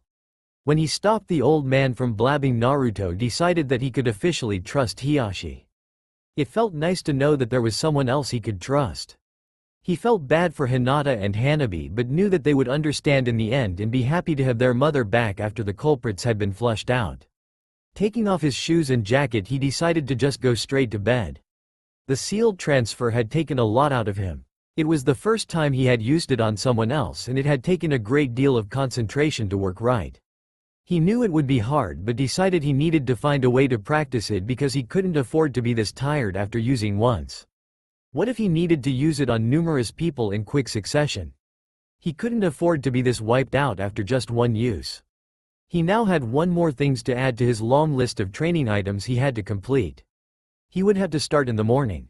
6 months later, Naruto had been unable to attend Hitomi's funeral. The elders had barred his entry when he had tried. Hiyashi was going to stand up for him but Naruto had stopped him. It would not do to have something like standing up for the demon cause a scene on what was already a hard day for Hinata and Hanabi. He knew the truth but he still wanted to be there to help them through it because to them it was real. The blood clone and everything had gone off without a hitch, with no one the wiser. It was a week before Naruto saw Hinata in class and, to the surprise of many, the first thing the shy girl did was to throw her arms around Naruto and cry on his shoulder. He never said anything, just held her for a few minutes until she calmed down just before class started. It took about a month before she started to get back to normal, but she seemed to retreat into herself and started to stutter again. The only person she would really talk to at first was Naruto. Hanabi had entered the academy this year as well, and Naruto managed to talk to her a few times to comfort her. Hanabi, instead of becoming shy like her sister, started to become cold like the Hyuga elders seemed to be. Naruto decided he would have to look into this when he got the chance. Now was his chance. We find him slinking across rooftops headed towards the Hyuga clan compound. He had heard Hanabi and Hinata's escort say they had a clan-wide meeting this evening and that would provide the best chance to sneak in. Arriving at a building across the street overlooking the compound, he saw all the Hyugas making their way towards a large meeting hall near the rear of the compound. When the last of them had entered, he made his move. Jumping the wall and landing in tree, using all his senses to detect if someone was nearby. He decided this would be a great time to try out another feature of his seal. Fully activating the Charka masking seal and camouflage seal, he could feel his Charka start to drain quickly. He only had a few minutes before he was forced to release the seals. Quickly and quietly he made his way through the compound to the main family's house. He started looking for what he believed to be either Hiyashi's study or office. As he was nearing, he saw a lone guard with his Byakugan active. Looking at the tree he had originally landed in, he now realized that he should have activated everything before entering the compound. He would remember that in the future. After a brief search, he found the room he was looking for. Writing a simple note that he knew only Hiyashi would understand. Slipping it under the top paper, he made his way back out of the clan's compound and headed home. Hiyashi entered his office, sat down and let out a long breath. Going over the events of the meeting he had just been left in his head. Flashback. Hiyashi walked in and took his seat in the middle of the elders and called the meeting to order. After going through the standard clan business, they excused the branch members and got to the real reason that they called the meeting. Our final piece of business is the training of Hinata and Hanabi. We believe that the Elder Council should take over Hinata's training and have you, Hiyashi, focus on Hanabi. With the death of your wife you will have less time to train with both of them, and Hinata needs to be strong in order to be our next clan head. The leader of the Elder Council proclaimed. I don't see the need, I can do my job as well, I train my own children. Before Hiyashi could continue he was interrupted. The question is not whether you can do both but if you can do both properly. Hitomi helped you with minor clan matters and paperwork. It is not worth taking the risk that an oversight will be made by having a distracted clan head. Hiyashi could see that there was something else behind this, but he couldn't think of a reason that would tip his hand. He didn't know who was responsible for his wife's death, and wasn't ruling anyone out.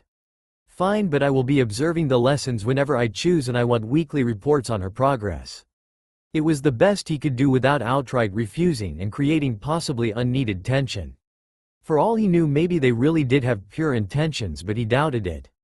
End flashback. Coming out of his thoughts, he looked at his desk and notices that the paper on top was upside down. Lifting it, he sees a note that was not there when he left. Hiyashi, my father's head, half past a sunless noon. It took only a moment to realize who this was and what it meant. Naruto had been in his office and wanted to see him. Hokage Monument. Hiyashi arrived at 12:30 a.m. on top of the head of the 4th Hokage. When he got there, he saw nothing and no one. Activating his Byakugan also revealed nothing until he heard a voice right next to him. Beautiful, isn't it? Suddenly Naruto seemed to shimmer into existence next to him. How did you do that? Hiyashi asked. It was quite disconcerting to see that a child of only 10 able to avoid his detection while standing right next to his whilst he had his Byakugan activated. Another time, I wish to ask you what is going on with Hanabi. She has changed and Hinata seems to be reverting back into her shy self.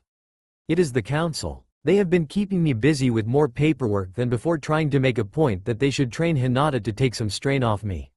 I also believe that they have gotten to Hanabi and are trying to make her like them. I am still unsure to what ends they're trying to accomplish with both.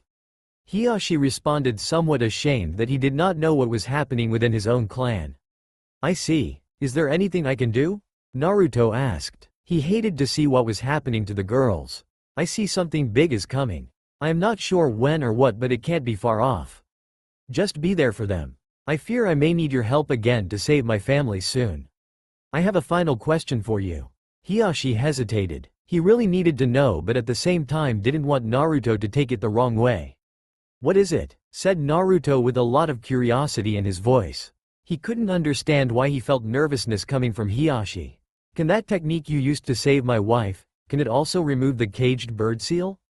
Hiyashi asked without looking at Naruto. I don't know. Why? Asked Naruto with a bit of an edge in his voice.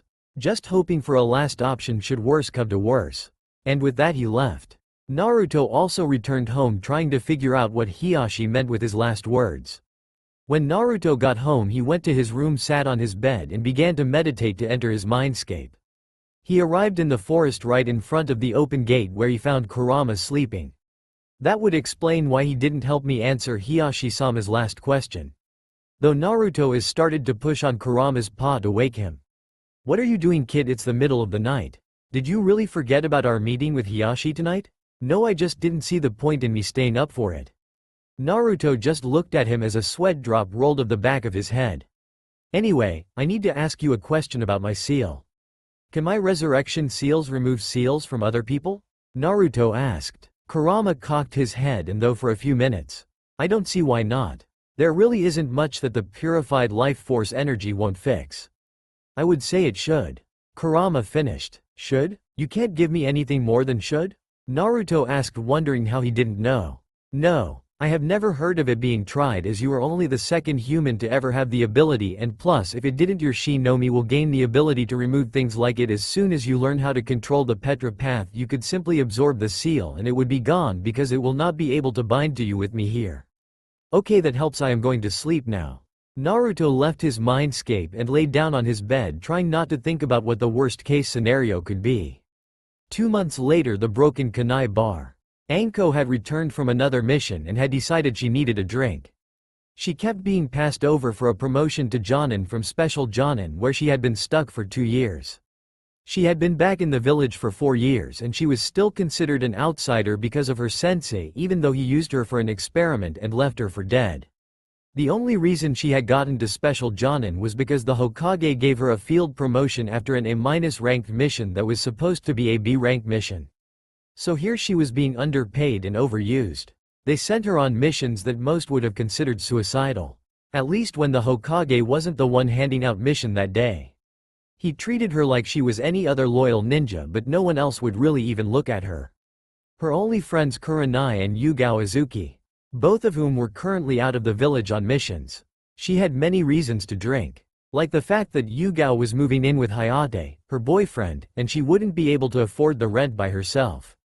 Kurenai already had a roommate and it was another year before her lease was up, so she was stuck trying to find a place of her own. So here she was drowning herself in as much sake as she could drink. She could see the guys leering at her, but she paid it no mind. They always did when all you wore was a mesh bodysuit, a brown trench coat, and an orange skirt. If she had been more observant, or even a little sober, she would have noticed the look they were giving he was different than normal. It wasn't just a leer filled with lust but also anticipation. She didn't notice that her last drink was a little more fizzy than normal. Getting up on wobbly legs, she made her way out of the bar and started stumbling her way home, making it only a couple of blocks before she collapsed. When she tried to move again, she found that she didn't have the strength. With a little adrenaline flowing through her, the fog in her mind cleared enough for her to realize she had been poisoned. That's when it came. Laughter. Well, boys, what do we have here?" asked the leader of the three. "It looks like that snake whore drank a little too much. Should we help her?" asked the second one in a voice that was dripping with sarcasm. "I believe we should. It wouldn't be right of us not to help a fellow shinobi," said the final one of the group.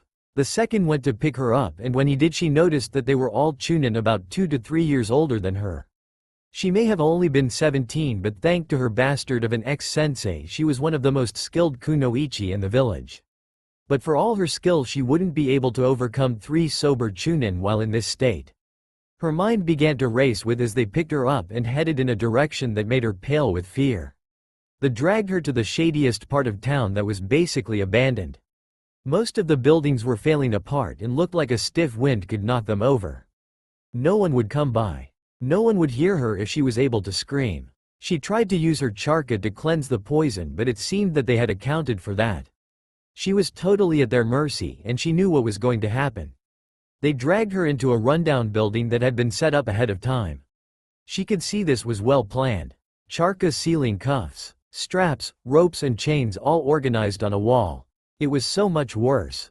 She figured they would kill her when they were done, but it seemed that they had planned on keeping her alive for at least a short while. After tying her down, they cut her mesh bodysuit. Having dropped her coat on the way here, it left her naked from the waist up, her breasts exposed. "Well, have a look at that. The whore really has been hiding something, hasn't she?" The leader of the little group sneered while grabbing her left breast and giving a rough squeeze before moving to the other one. Anko had tears in her eyes. This was her worst nightmare. Though was worse than her worst nightmare. Nothing her sensei ever did to her could compare to this. And just when she was ready to give in as they cut off her skirt and panties, leaving her completely exposed, there was a noise. The click of the door closing, alerting everyone that it was no longer just the 4 of them. The 3 men turned to look but saw nothing. The one chunin was somewhat of censor, one of the reasons the leader brought him in on this. He would be able to keep watch without actually having to keep watch. He spoke now with a decent amount of fear in his voice. "Remember how I said I thought we might have been followed?" The other 2 just nodded. "Well, whatever that presence was that was behind us on the way here, is now in this room. I cannot tell where or what, but it's here." At that last admission, the other 2 started to freak out a little before calming down. Anko didn't know what to make of it. She was barely able to register what they were talking about and she could sense nothing. The leader spoke. "It's probably nothing. You're just jumpy is all," the leader said before turning back to Anko, only to notice a blonde-haired boy now standing between them and her, and that her coat was now covering her. With Naruto earlier. Naruto was sitting on his balcony enjoying the night, trying to relax before going to bed while practicing his emotions and charka sensing. Charka sensing was something he had heard of but didn't really know how to do. He understood that everyone had the innate ability to feel charka to a point. He was attempting to train this sense to see if he could go beyond that average ninja.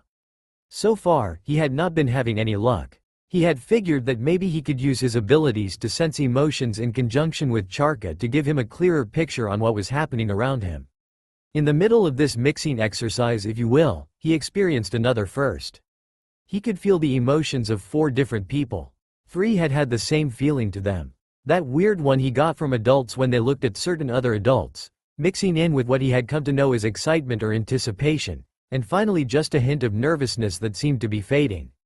Now, while this was not the first time he had felt those 3 together, It was the first time he had experienced it from three people who were all men and in a group.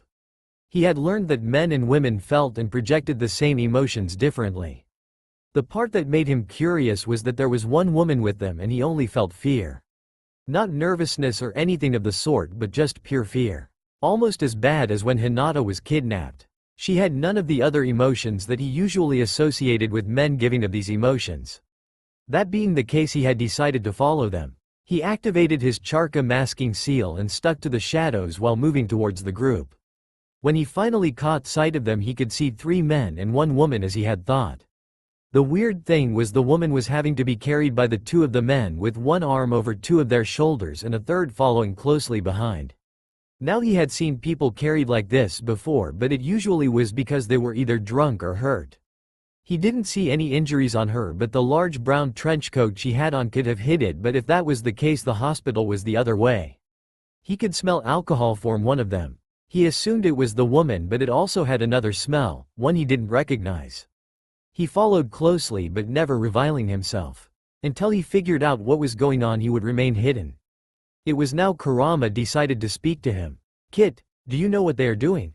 Kurama had a pretty good idea, but he didn't want Naruto to know if he didn't have to. "No, I am getting emotions from them that I have never seen together." "Do you know?" Naruto responded. "Yes, but for now just follow them. If they plan to do what I believe, then you will have to stop it." "What is it?" "You're too young to learn that. But just know it is one of the things that makes some humans worse than any demon." With that, Kurama went silent. Naruto, contemplating what Kurama had said, didn't ask further.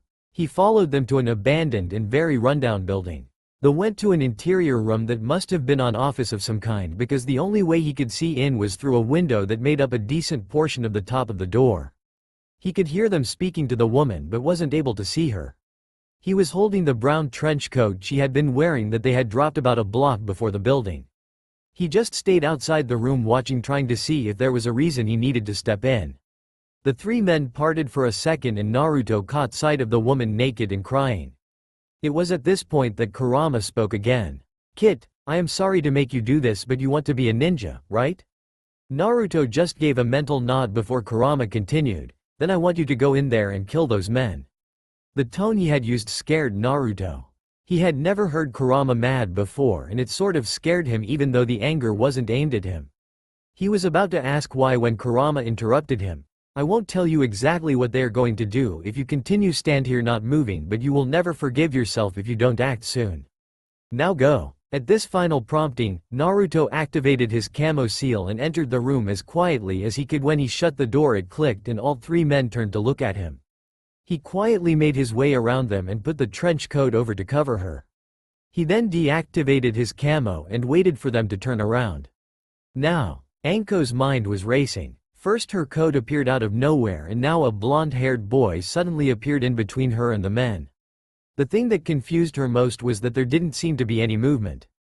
No Charka usage, no shimmering like releasing a genjutsu. He was just there instantly with his back to her. She didn't know why he was there, but she began to feel hope that maybe he would save her. She knew the idea was foolish. A child against three chunins in their 20s, but deep inside her was a spark of hope. When the three chunins finally came out of their shock, the leader spoke up. "Well, if it isn't the little demon. And it seems he has come to protect the little snake whore. This night just keeps getting better.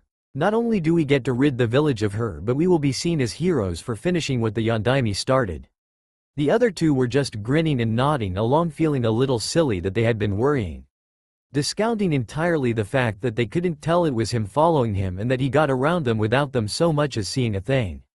Anko's eyes shone with both hope and fear. She didn't know why this boy of all people would be the one to come for her, and that scared her.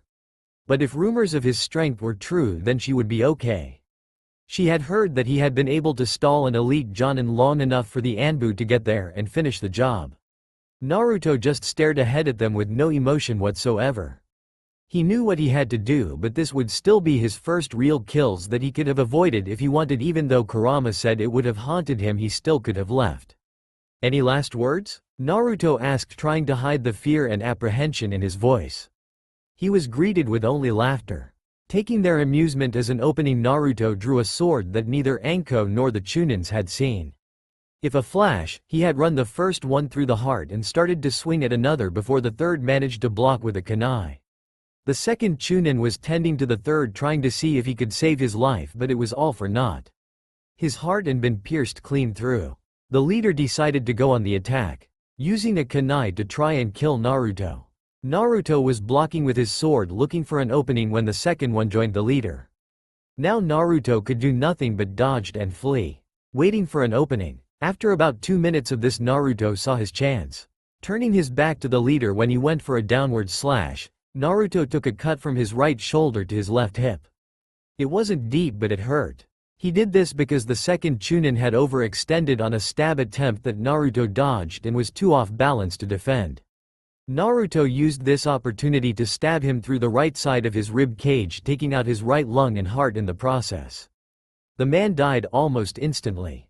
"Damn you, demon," the leader snarled, trying to think of a distraction and being angry for ruining his plans. He didn't really care about his two comrades. The boy was much faster than he thought.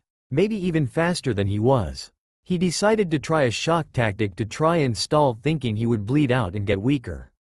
"Before I kill you, would you like to know why everybody hates you?" All this time Anko had been watching in amazement. When he got cut, her heart dropped. She didn't know why, but seeing him hurt made her hurt as well. Maybe it was because he was risking his life for her and now it looked like he was going to lose. And him losing meant that they were both going to die, but she was going to be made to suffer much longer. The boy had killed 2 of the men that were going to rape her and was facing off with the last one. He was standing between her and the man who had been the leader. She could see the blood coming from his back, but she thought there should have been more. Upon closer inspection, she could see his hand glowing green as though he was holding his shoulder. He had been healing himself in the middle of a fight. Not knowing about his medical seal, she didn't even think that was possible, let alone that someone that young knew medical jutsu. The cut had completely closed and left no scar, only her wide-eyed expression that the last Chunin took as a sign that the boy was bleeding out. "Tell me," Naruto growled, playing along. He knew good and well, but he figured why not use this guy's own tactic against him. He had hidden his wound on purpose to make himself appear as if he was weakening. Everybody believes that the Yondaime killed the Kyuubi, but that is a lie. He started before Anko tried to stop him, speaking for the first time. "No," only to be silenced by Naruto quickly using the Anbu hand signs to tell her he already knew and not to worry. To say she was surprised was an understatement. She only knew them because of her sensei. Anybody who was not an Anbu or retired Anbu would normally be executed as a matter of village security. He had learned them in the last few months of general shinobi knowledge he had absorbed from his parents. The leader continued. He couldn't kill it, so he did the only thing he could. He sealed it into an orphaned newborn. That orphan was you. Ha ha ha ha. He finished, hoping Naruto would have a bit of a break that he could exploit. Naruto pretended to look confused and looked down, shaking a little. The Chunin, thinking he was crying, charged, seeing his chance. He aimed his kunai for Naruto's heart. At the last moment, Naruto used his sword to deflect the kunai and, giving a slight twist of the pommel of his sword, revealing a short 7-inch blade coming from the handle of his sword, aimed it so the Chunin ran his throat straight into the blade, making it sever a jugular vein, his windpipe, and cutting half his spinal cord. He would be dead in a matter of moments. Naruto only said, "I already know," before he passed into blackness, looking straight into the boy's eyes. Naruto let the man's body slump to the floor before twisting the pommel and retracting the blade and then sheathing his sword. He stood there for a moment before he collapsed to his hands and knees and vomited the entire contents of his stomach while crying. Kurama was doing his best to comfort the young boy. This was something that he should never have had to experience this young. Anko just watched him. She was still tied up and the drug didn't seem to be wearing off.